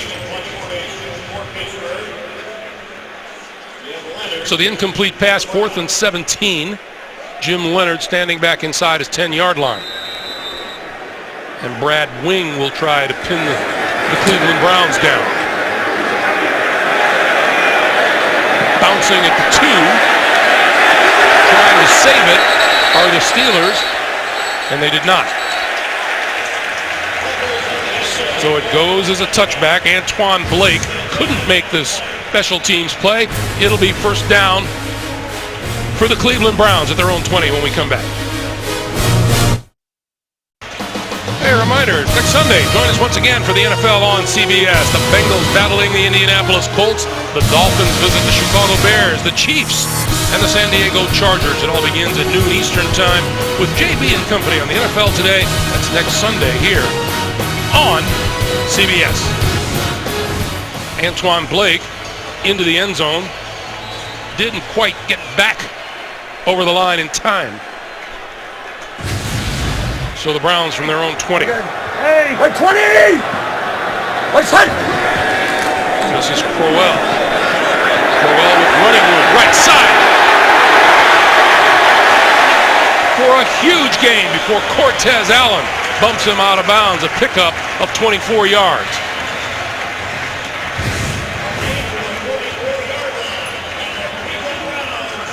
Nice blocking, Trent. Nice job by McQuiston, the right guard who comes in the game after the injury to Alex Mack.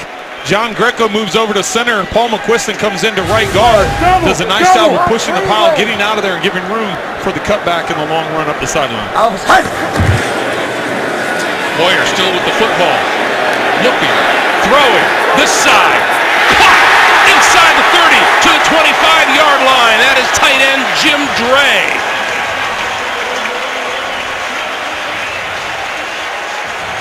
You know, it feels like Kyle Shanahan is just flipping through every page of the playbook. He's doing a good job of creating space for his receivers, and even though Brian Hoyer is not completing 50% of his passes, the ones he does complete are large chunks up the field.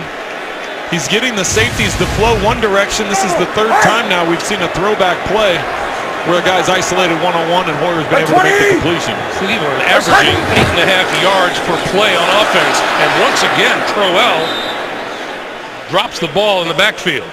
Second time he's done that today.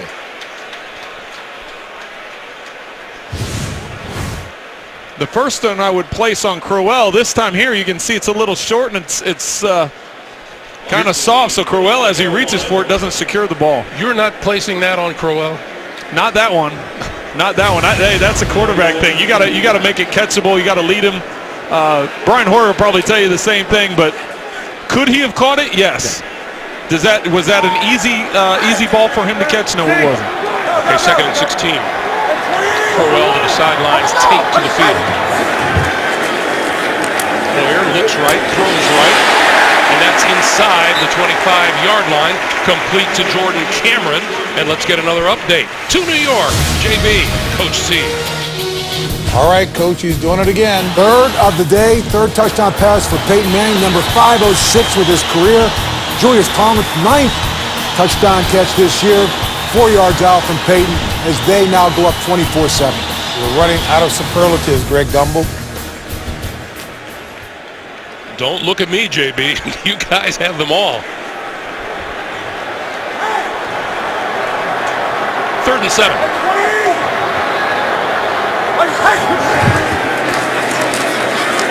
Boyer over the middle to the 5-yard line, incomplete. He couldn't hold on. That was Cameron, and another hard hit by Mike Mitchell, number 23. And that is Lawrence Timmons climbing to his feet. Second time today with a throw down the middle of the field that Mitchell's been able to knock the ball loose. Once again, a clean hit, uses his shoulder. And Timmons is going to come jogging off the field. That's good to see.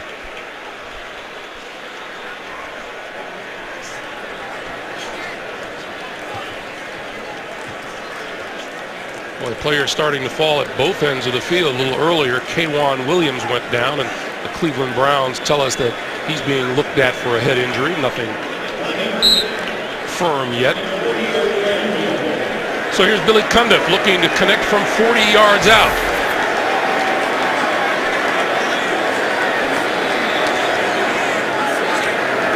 Landing in the hole. Cundiff got it inside that upright. Cleveland 24, Pittsburgh 3, with 3:23 to play in the third. The NFL on CBS is sponsored by T-Mobile. And by Geico. 15 minutes could save you 15% or more on car insurance.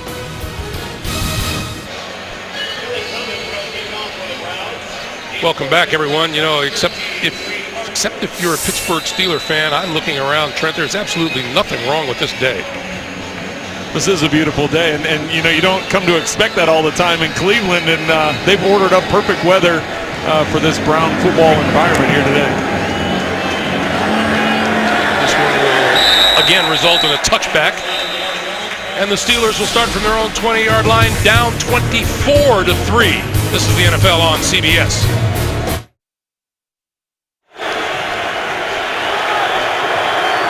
The infamous dog pound getting a little boisterous. First down from the 20-yard line for Roethlisberger and the Steelers. Ben going to throw it. Screen. Archer. Tripped up by Buster Screen for no gain. It'll be 2nd and 10. 2nd and 10. And the Browns have had their share of key injuries today. They lost Armonte Bryant to a knee injury. Alex Mack to a lower leg injury, and neither of them will return.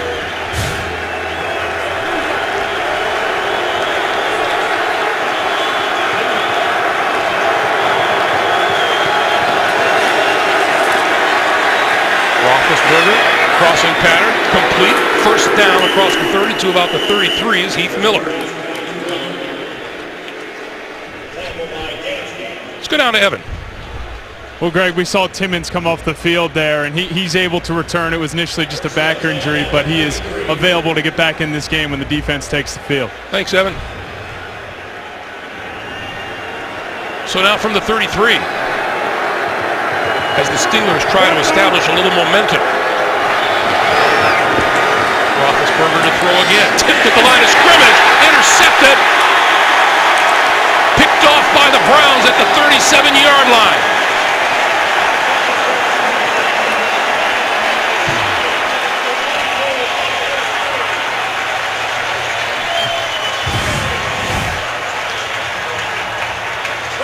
There's the tip at the line of scrimmage. Buster Screen. Did he get his hands under it?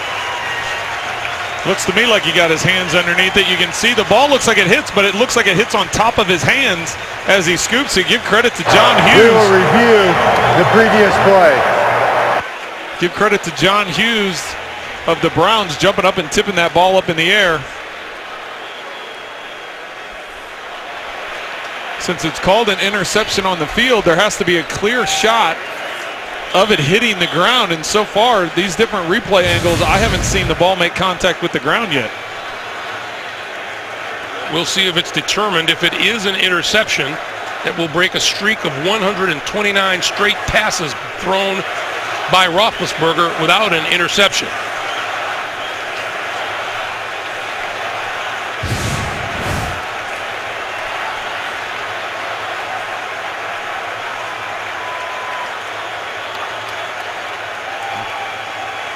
Buster Screen reaching for it. See, it's implied that the nose of the ball may have hit the ground between his two hands, but you don't actually see it. It could be the contact hitting the inside part of that right hand. Let's go to our officiating expert in New York, the one and only Mike Carey. Hello, Mike. Hello, Greg. How are you doing? I'm good, thank you. What do you think? You saw this play? I think the streak is going to continue. They're going to call this incomplete. Why? Point of the ball hits the ground.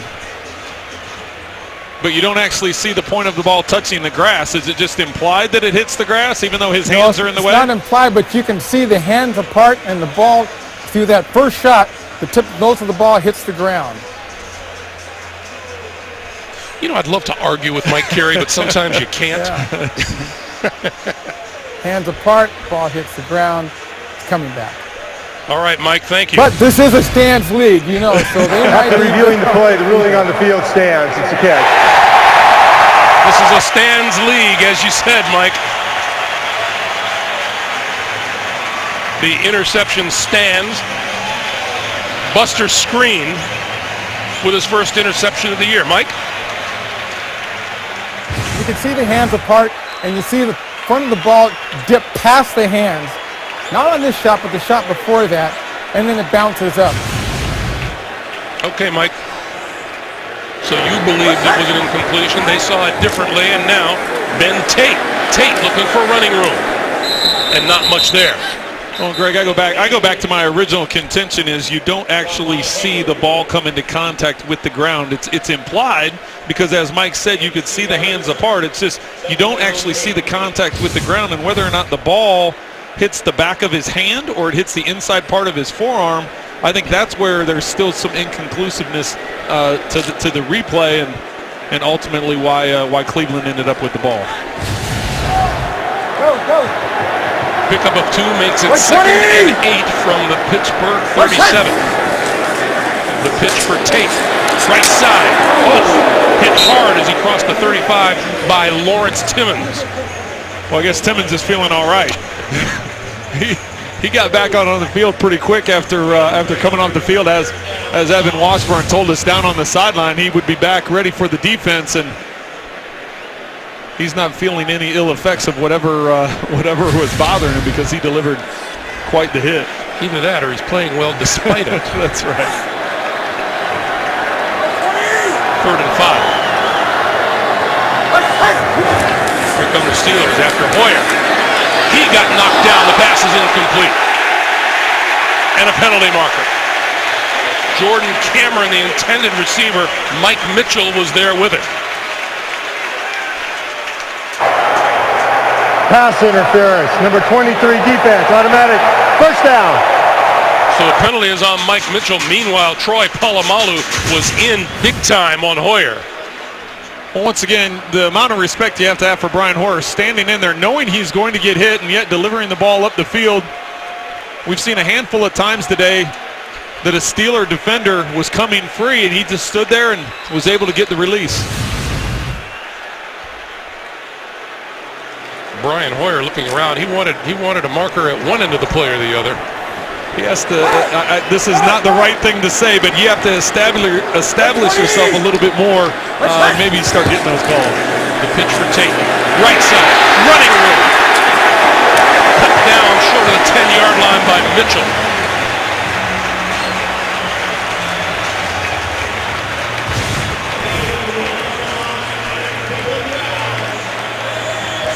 Can't say enough about the offensive line. Just Tate doesn't even get contact until he's 10 yards down the field.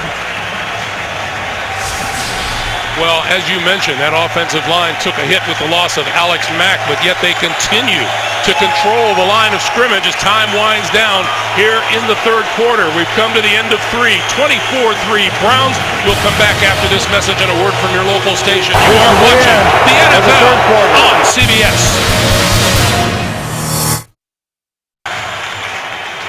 along with our producer Bob Monsbach, our director Suzanne Smith, and the rest of our crew here in Cleveland. Greg Gumbel, Trent Green, Evan Washburn. These Cleveland Browns got a standing O from this end of the field as they move down to start the fourth quarter. This is Tate. And Tate fights his way through a tackle to about the 8-yard line.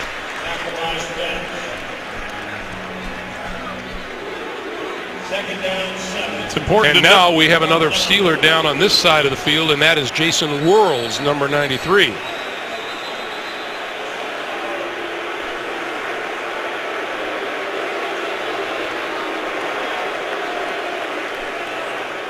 And he is back up. One shoe on, one shoe off. Did you see how the officials shoot him off the field? No pun intended there. He came over to him to see what was wrong, and he pointed, saw the guy came out on the field to tie his shoe, and he's like, "Yeah, you got to get off the field for that." You have to go sit down somewhere. Double. 2nd and 7. Hey, 14. Yeah. Hey, 20. Stand, B plus. Where's that? Tate bouncing off of tacklers to the 5. Now this is luxurious for the Cleveland Browns this year because everything has been tight. They lost by 3 to Pittsburgh, won by 2 against the Saints, lost by 2 to Baltimore, and last week that 25-point comeback and a 1-point win at Tennessee. This is a 3-touchdown lead. I'm not sure they know what to do with this. There's a lot of time left, so I don't think that Coach Pettin is completely relaxed, but he has to be feeling better about himself right now than in previous weeks. Boyer to throw, incomplete. In the end zone, there's a penalty marker. Miles Austin, the intended receiver. Cortez Allen was covering.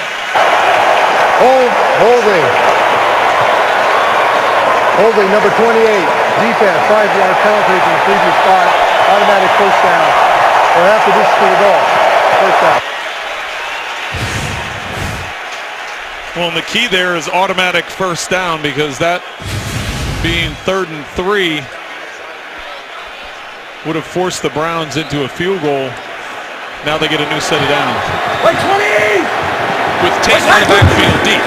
Tate gets the handoff, looking for the end zone. And no signal as yet.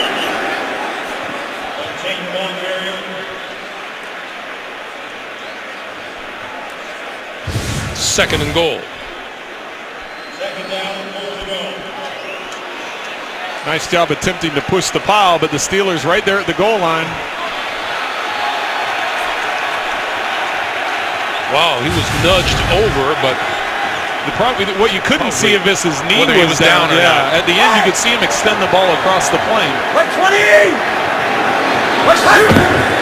So Boyer will try it again with Tate, who gets to the end zone for the touchdown.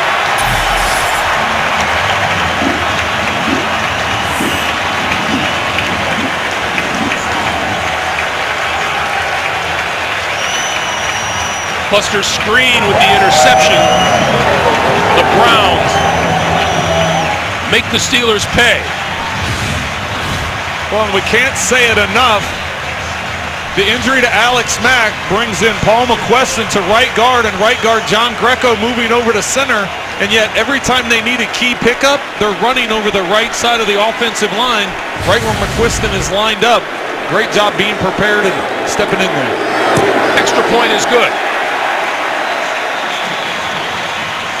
Few eyes blinking around the National Football League at the scoreboard. The Cleveland Browns are on a roll.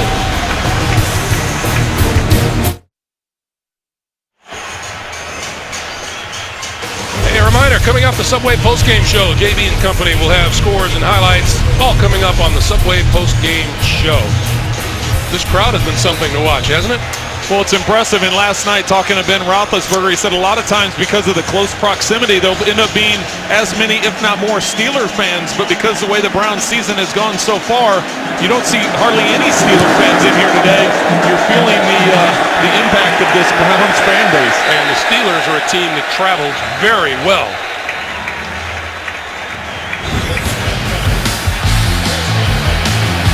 the Cleveland Browns have just done most things right today, Trent.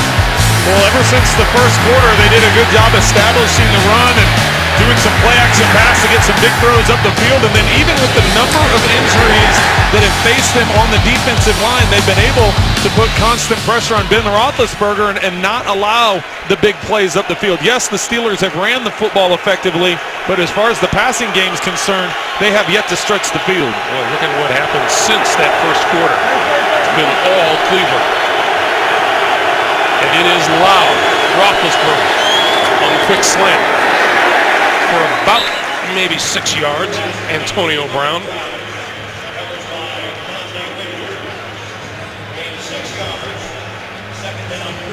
Not that you completely want to abandon your defensive philosophy and what's worked up until this point, but with a 4-touchdown cushion, I don't anticipate the Browns going to a lot of single-man, high, man-to-man defense where you can give up those types of big plays. Roethlisberger looking, throwing, and that's incomplete. Near side. Buster screen broke up the pass intended for Justin Brown. You know, as you look at this graphic, the Cleveland Browns are taking out an awful lot of grief over the years that they've suffered at the hands of Ben Roethlisberger. Yeah, we touched earlier about Ben Roethlisberger's record against Cleveland, but that stat there, that graphic there, shows just the dominance he's had, and not only in this tradition, but just in the history of the National Football League. On 3rd and 4, that's incomplete. Antonio Brown coming across the field, disconnect there, and Pittsburgh will kick it away.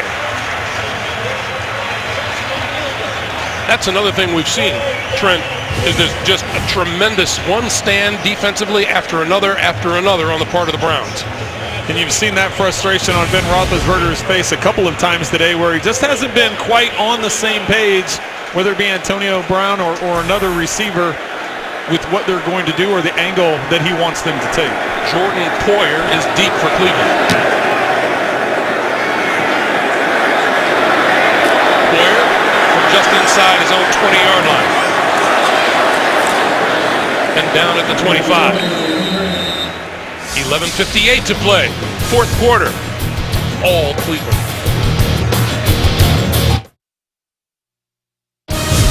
The NFL on CBS is sponsored by CenturyLink, your link to what's next. Outback Steakhouse. Outback, no rules, just right. And by the Home Depot. More saving, more doing. That's the power of the Home Depot.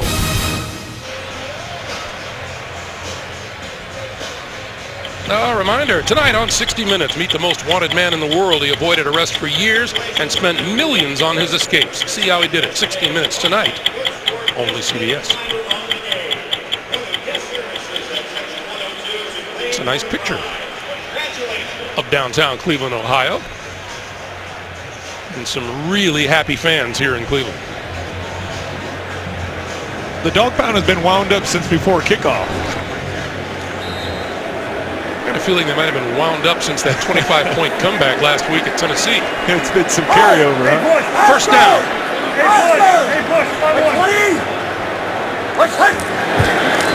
And the Browns will go to work trying to take some time off of this clock.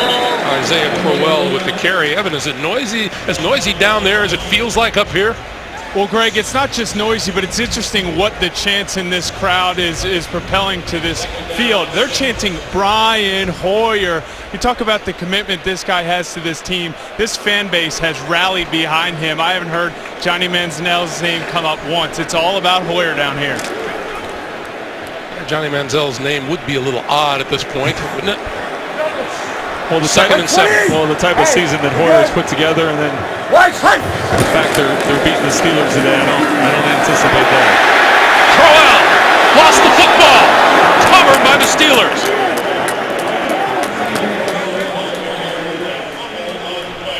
Cortez Allen covered the loose football.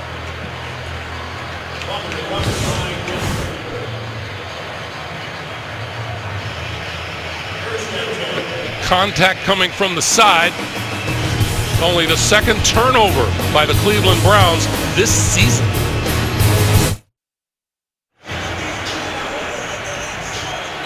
As we mentioned, Crowell's fumble, only the second turnover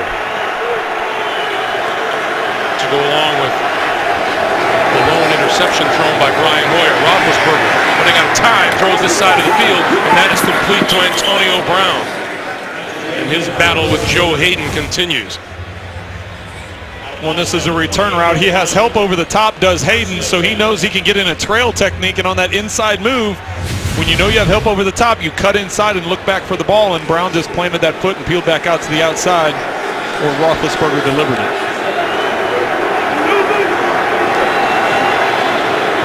Antonio Brown, 6 catches for 101 yards today.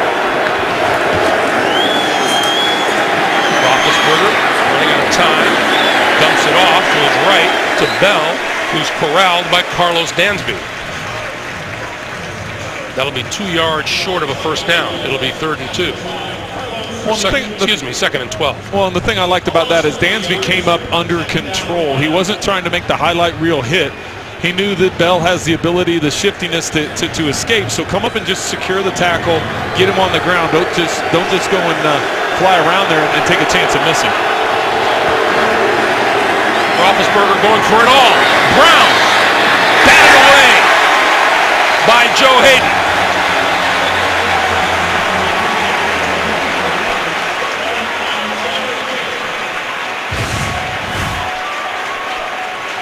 Hayden and Brown have been matched up pretty much most of the day. In the first half, they had Hayden moving around a little bit, but in the second half, anywhere that Brown's been going, Hayden's been there. And even though Brown has been able to bring in 6 catches for 101 yards, Joe Hayden's done a nice job on him today, especially the fact he came into this game dealing with the hip injury. That was a terrific defensive play.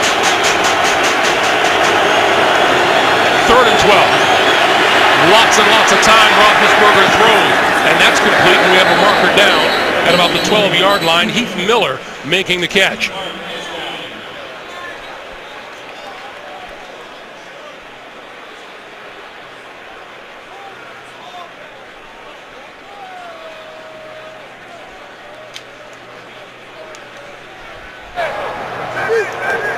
Holding. Number 23 defense. 5-yard penalty, automatic. First down. Joe Hayden giveth and he taketh away. Just on cue.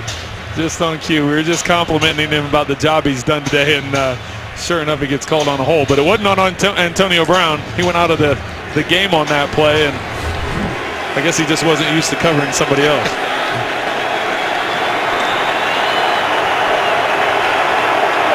Word from the Cleveland Browns, defensive back K'Wan Williams is out with a concussion now for the rest of this game. Roethlisberger pumps once, throws inside the 20. And that's complete to Marcus Wheaton, the second-year wideout from Oregon State. This Pittsburgh team chalked up 490 total yards against the Browns in Game 1. And still needed a last-second field goal to win it.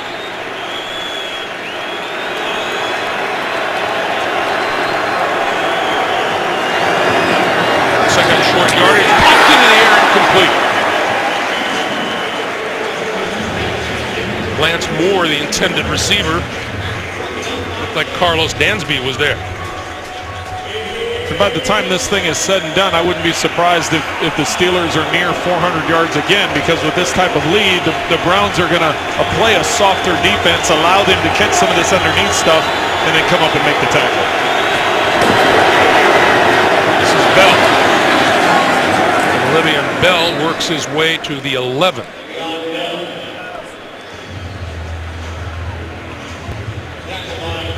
And that will move the chains. It's another first down. And once again, as we said, both these teams pointed to this game as a big game. Cincinnati and Carolina are tied up. Baltimore just running away with the game in Tampa. First down from the 11.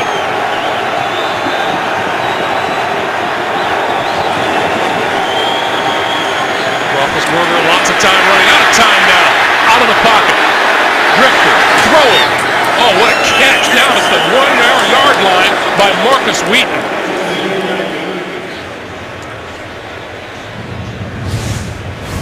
It'll be marked at the 2, but that's just a terrific pitch and catch.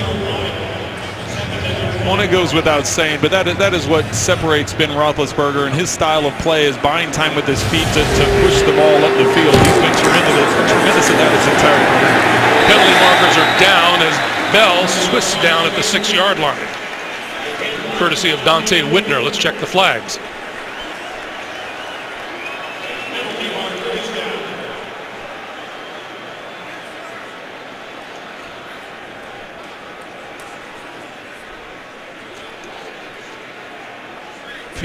There are 2 fouls on the play. Offside, number 67, defense.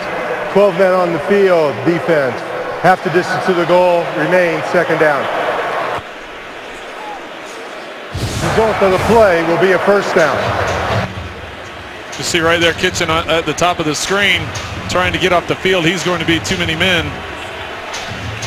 The result of the penalty. And offside because of where he was with the line of scrimmage. Either that or in motion for the Steelers. That's right. Take your choice. Le'Veon Bell in the backfield, first and goal.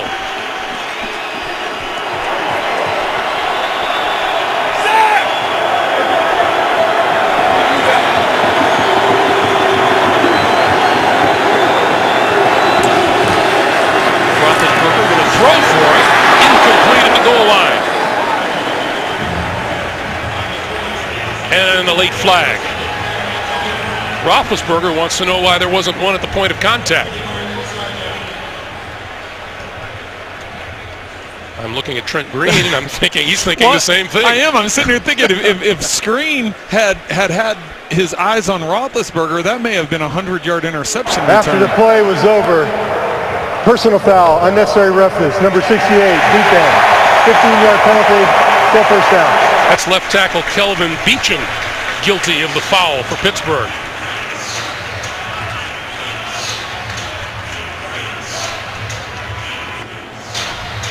Second down. So here's the pass. Screen is up here, and he just changes. Wow. They just exchange receivers, but if he has his head up, they really almost threw it right behind him because he made that switch. And then the Beachum penalty came after the conclusion of the play. And here comes the crowd.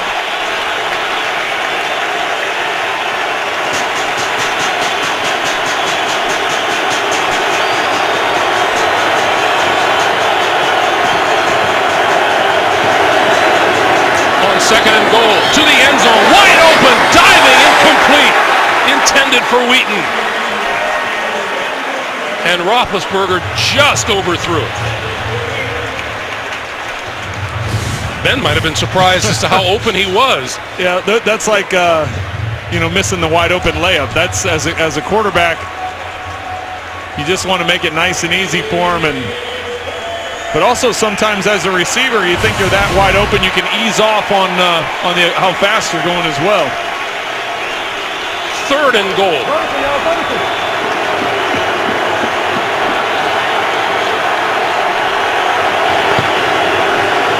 Roethlisberger, little pump fake on the move, pulls it down, now throws. That's complete, but to the 10-yard line only for Justin Brown. There was no hesitation on the Steelers' sideline. They didn't even think about bringing the kicking unit on. Lance Moore ran on the field.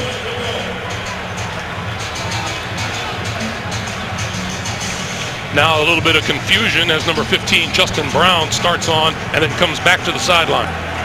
So fourth and goal from just inside the 10-yard line.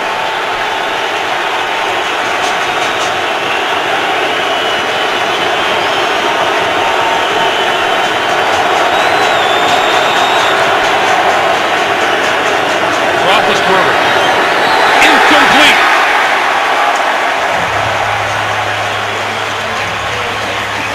And the Cleveland Browns will take over on downs.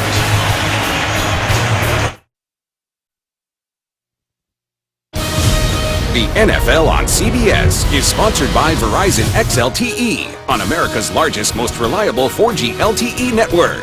And by Subway Restaurants. Get to Subway for the Meatball Marinara, the $5 footlong of October. 6:46 to play here in the fourth quarter. The Browns from their own 9-yard line, and Ben Tate, who will sleep well tonight. My goodness, Week 6 continues later today on Fox, and then tonight with the Giants and the Eagles on Sunday Night Football on NBC, and tune in tomorrow for the 49ers and the Rams on Monday Night Football on ESPN.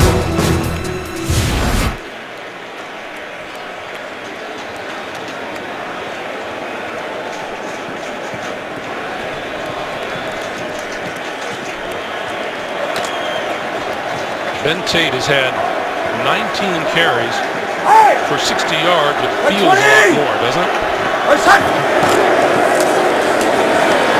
Got a bunch here. Across the 20 to the 22 and a first down. Well, you're talking about him being sore tomorrow. It's just, as you said, just the number of touches that he's been able to put together. He does have those couple of touchdowns. He has good vision here. Nice cutback to alleviate that hard direct hit.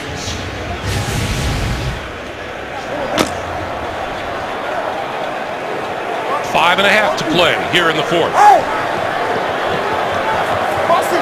Like 20! Double! What's that? Polamalu with the tackle. You know, that celebration will be tempered a bit by the injury to one of the key members of that offensive line. Well, center Alex Mack, he comes out. He's just engaged in a block, but as the run comes to his side, you'll see the pile just fall onto the back of his leg. They brought the cart out almost immediately. You can see him here as he gets carted off. The players, it was just a tremendous response. The entire sideline comes over to the cart to tap him on the helmet, give him a hand. And Like 20! he will be greatly missed, but with a nice job by John Greco and Paul McQuiston stepping in at guard. On 2nd and 8, this is Crowell. Let's get another update from New York. Once again, we go back to JB and Bill Cowher. Jets have narrowed the gap. Yes, Geno Smith's second touchdown pass of the day. This one to Eric Decker cuts the lead to 24-17 with just under 8 minutes left to play. Geno trying to improve at it. Back to Greg Gumbel. Eric Decker playing against his former teammates. Well, they've missed him over there in New York because he's one of the guys that can stretch the field. He gives them a big presence at receiver, and when he's missed those games because of hamstring injury, it's cost that offense. Keeping on the ground again with Crowell. Crowell trying to spin out of trouble and cannot, and he's brought down at about the 23-yard line. Pittsburgh's going to start using some of their timeouts. Yep. Pittsburgh, first team timeout, a 30-second timeout. That's Cameron Hayward getting up and is not real happy about what happened.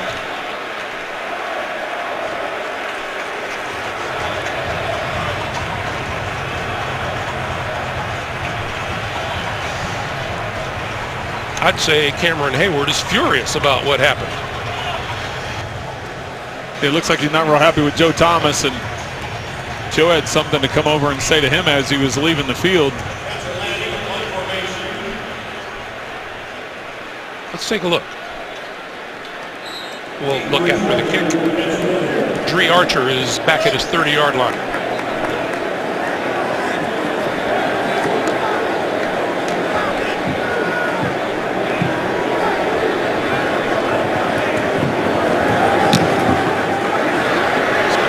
Gets a good one off. Archer can't shake the tacklers at about the 25-yard line. So let's go back and see what the fuss was all about, Trent. Well, and what Hayward's going to be upset about is right here. You'll see Thomas. You're going to see his helmet right here. His helmet's going to go right into the left knee of Hayward. It's right into the lower leg, lower left leg. And that's what it was so mad about. They've added some new rules to the chopping and what linemen are allowed to do, if they can do from the side or the back, and that appeared to be in front. So it shouldn't be further ramifications from the league in terms of getting a fine later in the week. That's a tough life for the trench. This is Le'Veon Bell. Bell dipping outside. And the clock continues to move, 3.5 to play.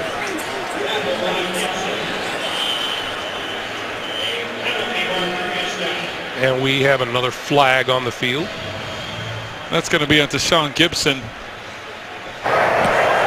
and Bell. After the play was over, unsportsmanlike conduct, pounding, number 39, defense, 15-yard penalty, automatic first down.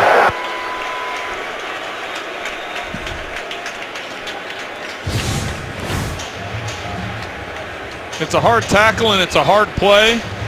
They get up talking to each other.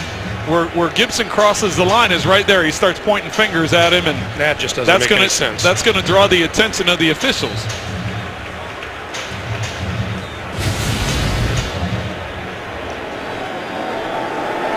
So the line of scrimmage is now the Pittsburgh 48.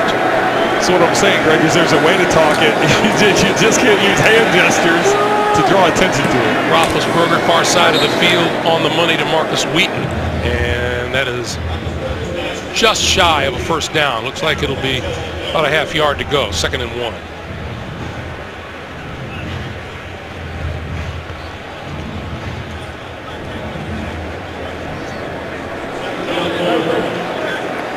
Roethlisberger fighting to get his team into the end zone. Pulls it down, now throws this side of the field, and that is at the 25-yard line, and the catch is complete to Antonio Brown. And you can see right now that Cleveland's content with letting them catch everything underneath. Drags that left foot behind him. He does. He gets a little tap down of that left foot. Initially it's not down, but right there at the end he taps it down before falling out of bounds. A first down from the 26.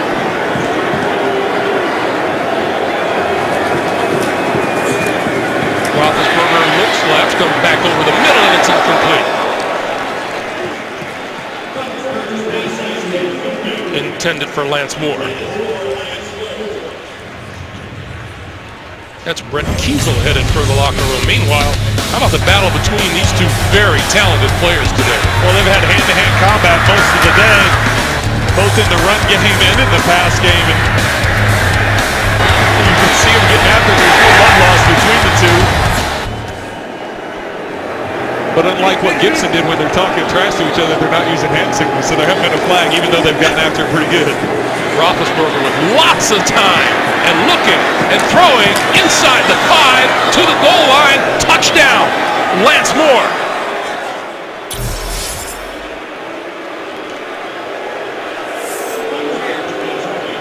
Roethlisberger with just no pass rush to worry about. Well, it was interesting getting a chance to talk with Ben last night. He talked about, I brought up the fact that he can extend plays with his feet, and that's what creates a problem for defenses. And he said what has been some of the problem this year is they have such a young receiving core, getting everybody on the same page with him as far as where to break when he gets outside contained. That time there, Lance Moore, even though he's new to the system, he's been in the league for a while and understands zones and where placement needs to be for the quarterback. The extra point is good, and with 2:36 to play in the fourth quarter, the Pittsburgh Steelers finally score a touchdown here in Cleveland. It's Cleveland 31 and Pittsburgh 10 in another disagreement down around the 5-yard line. Did we mention rivals?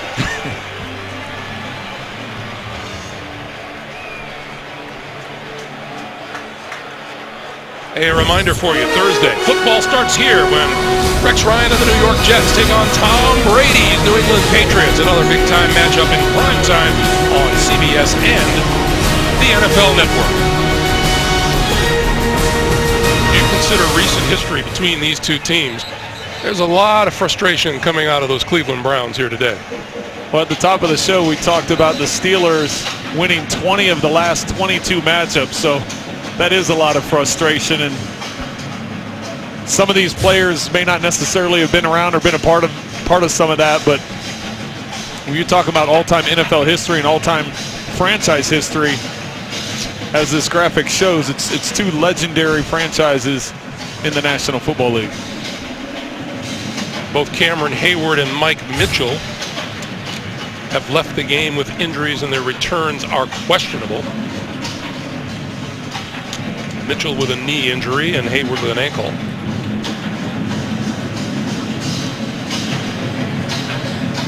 What do you think the chances are we'll see Johnny Manziel today before time winds down? You know, I don't. I don't anticipate him getting in. I think that this is Brian Hoyer's moment. Onside kick is corralled by the Browns at the 40-yard line.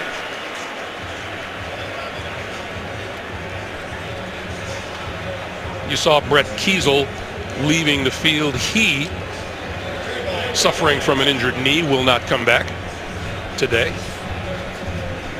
And you're exactly right. It appears about Johnny Manziel, who is helmetless, as Brian Hoyer comes back on the field.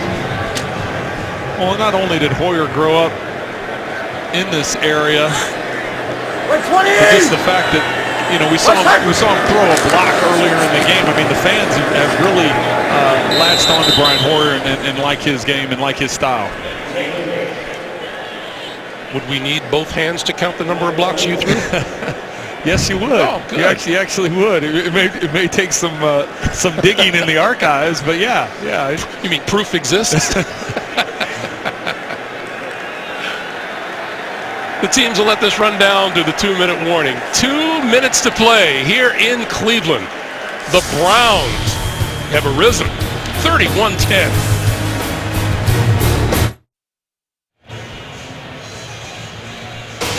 Back in Cleveland, a reminder coming up, the Subway postgame show. Join JB and company for all the latest NFL scores and highlights, all coming up on the Subway postgame show, and time permitting, a little bonus coverage coming your way. The Denver Broncos with a 1-touchdown lead on the New York Jets. Owner Jimmy Haslam of the Cleveland Browns. It's a big day for the Browns and their fans.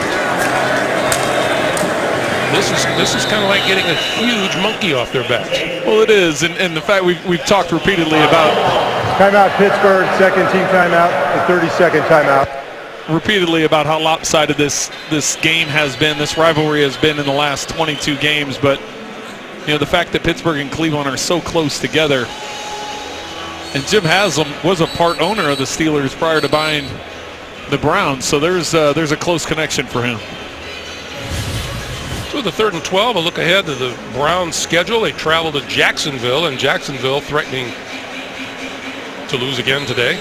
Tennessee, and then Oakland, and then Tampa.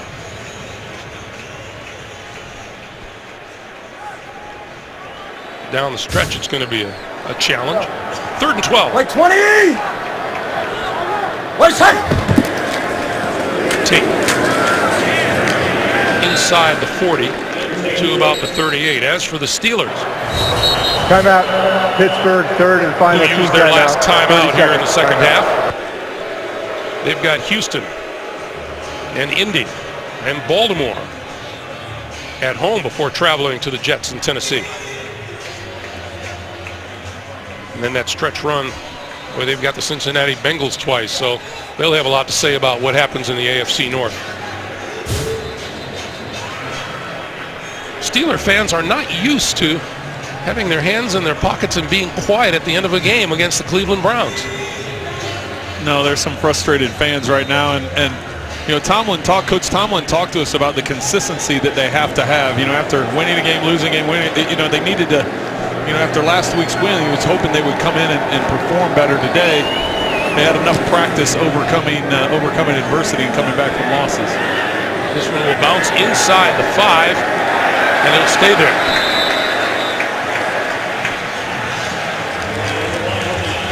So 1:37 on the clock and no timeouts remaining for the Pittsburgh Steelers.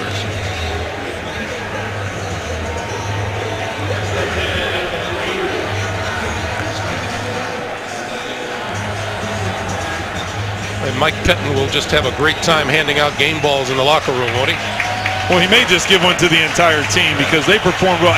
Once again, let me preface. After the first quarter, they performed well, and even that first quarter, the defense did a good job of keeping the Steelers out of the end zone. Special teams played well. It was just an overall team performance. Giving the Cleveland Browns the win. Baltimore win. And Pittsburgh a loss. This is LeGarrette Blount. And Blount pushed back. Forward progress marked at the 2-yard line. Jabal Sheard, the first man to hit him. As we duck under a minute and a half. We talked about some of the injuries that have taken place today. Armani Bryant, defensive lineman that was filling in for Phil Taylor, but they were missing 2 starting. So now you've got 3 defensive linemen that will be banged up after this game. So great job by a number of backups today for the Cleveland defense. And this is Blount, and Blount straight ahead across the 5 to about the 7. Imagine, Trent, what a victory like this does for the morale of the Cleveland Browns and their attitude and their and that power of positive thinking. Well, and I think it even goes back to last week. You're able to come back from 25 down on the road. You come back and you get a big win, and you thought maybe there was some cobwebs coming into today's game because of the way the first quarter went. But once they got things rolling, this fan base got behind them. This is going to be a team to reckon with moving forward just because of that positive feeling around the team. This figures to be the last snap of the day. Unless this falls incomplete. Roethlisberger on the move. And looking and throwing. And is incomplete on the sideline. With 11 seconds to play. He actually ended up coming up with the interception. It's just, I think his backside falls out of bounds before he established established control. So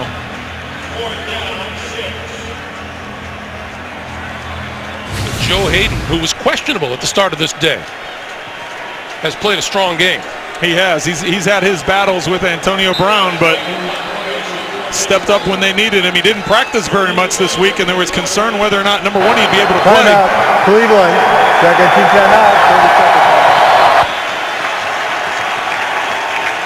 Number one, he'd be able to play, but number two, if he'd be able to last the entire game.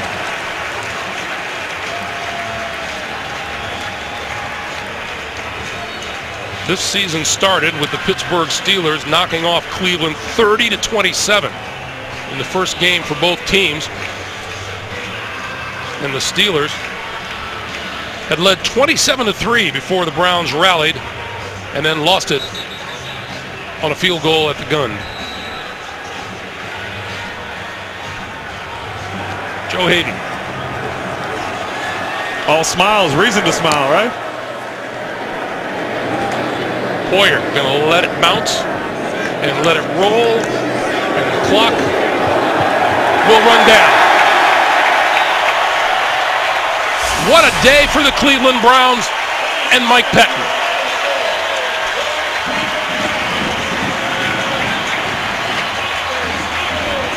(31-10) Cleveland, our final score.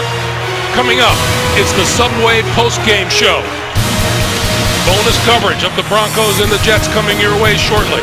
For Trent Green, for Evan Washburn, for all of us here at First Energy Stadium, Greg Gumbel saying so long from Cleveland. Thanks for joining us, everybody. You've been watching the NFL on CBS.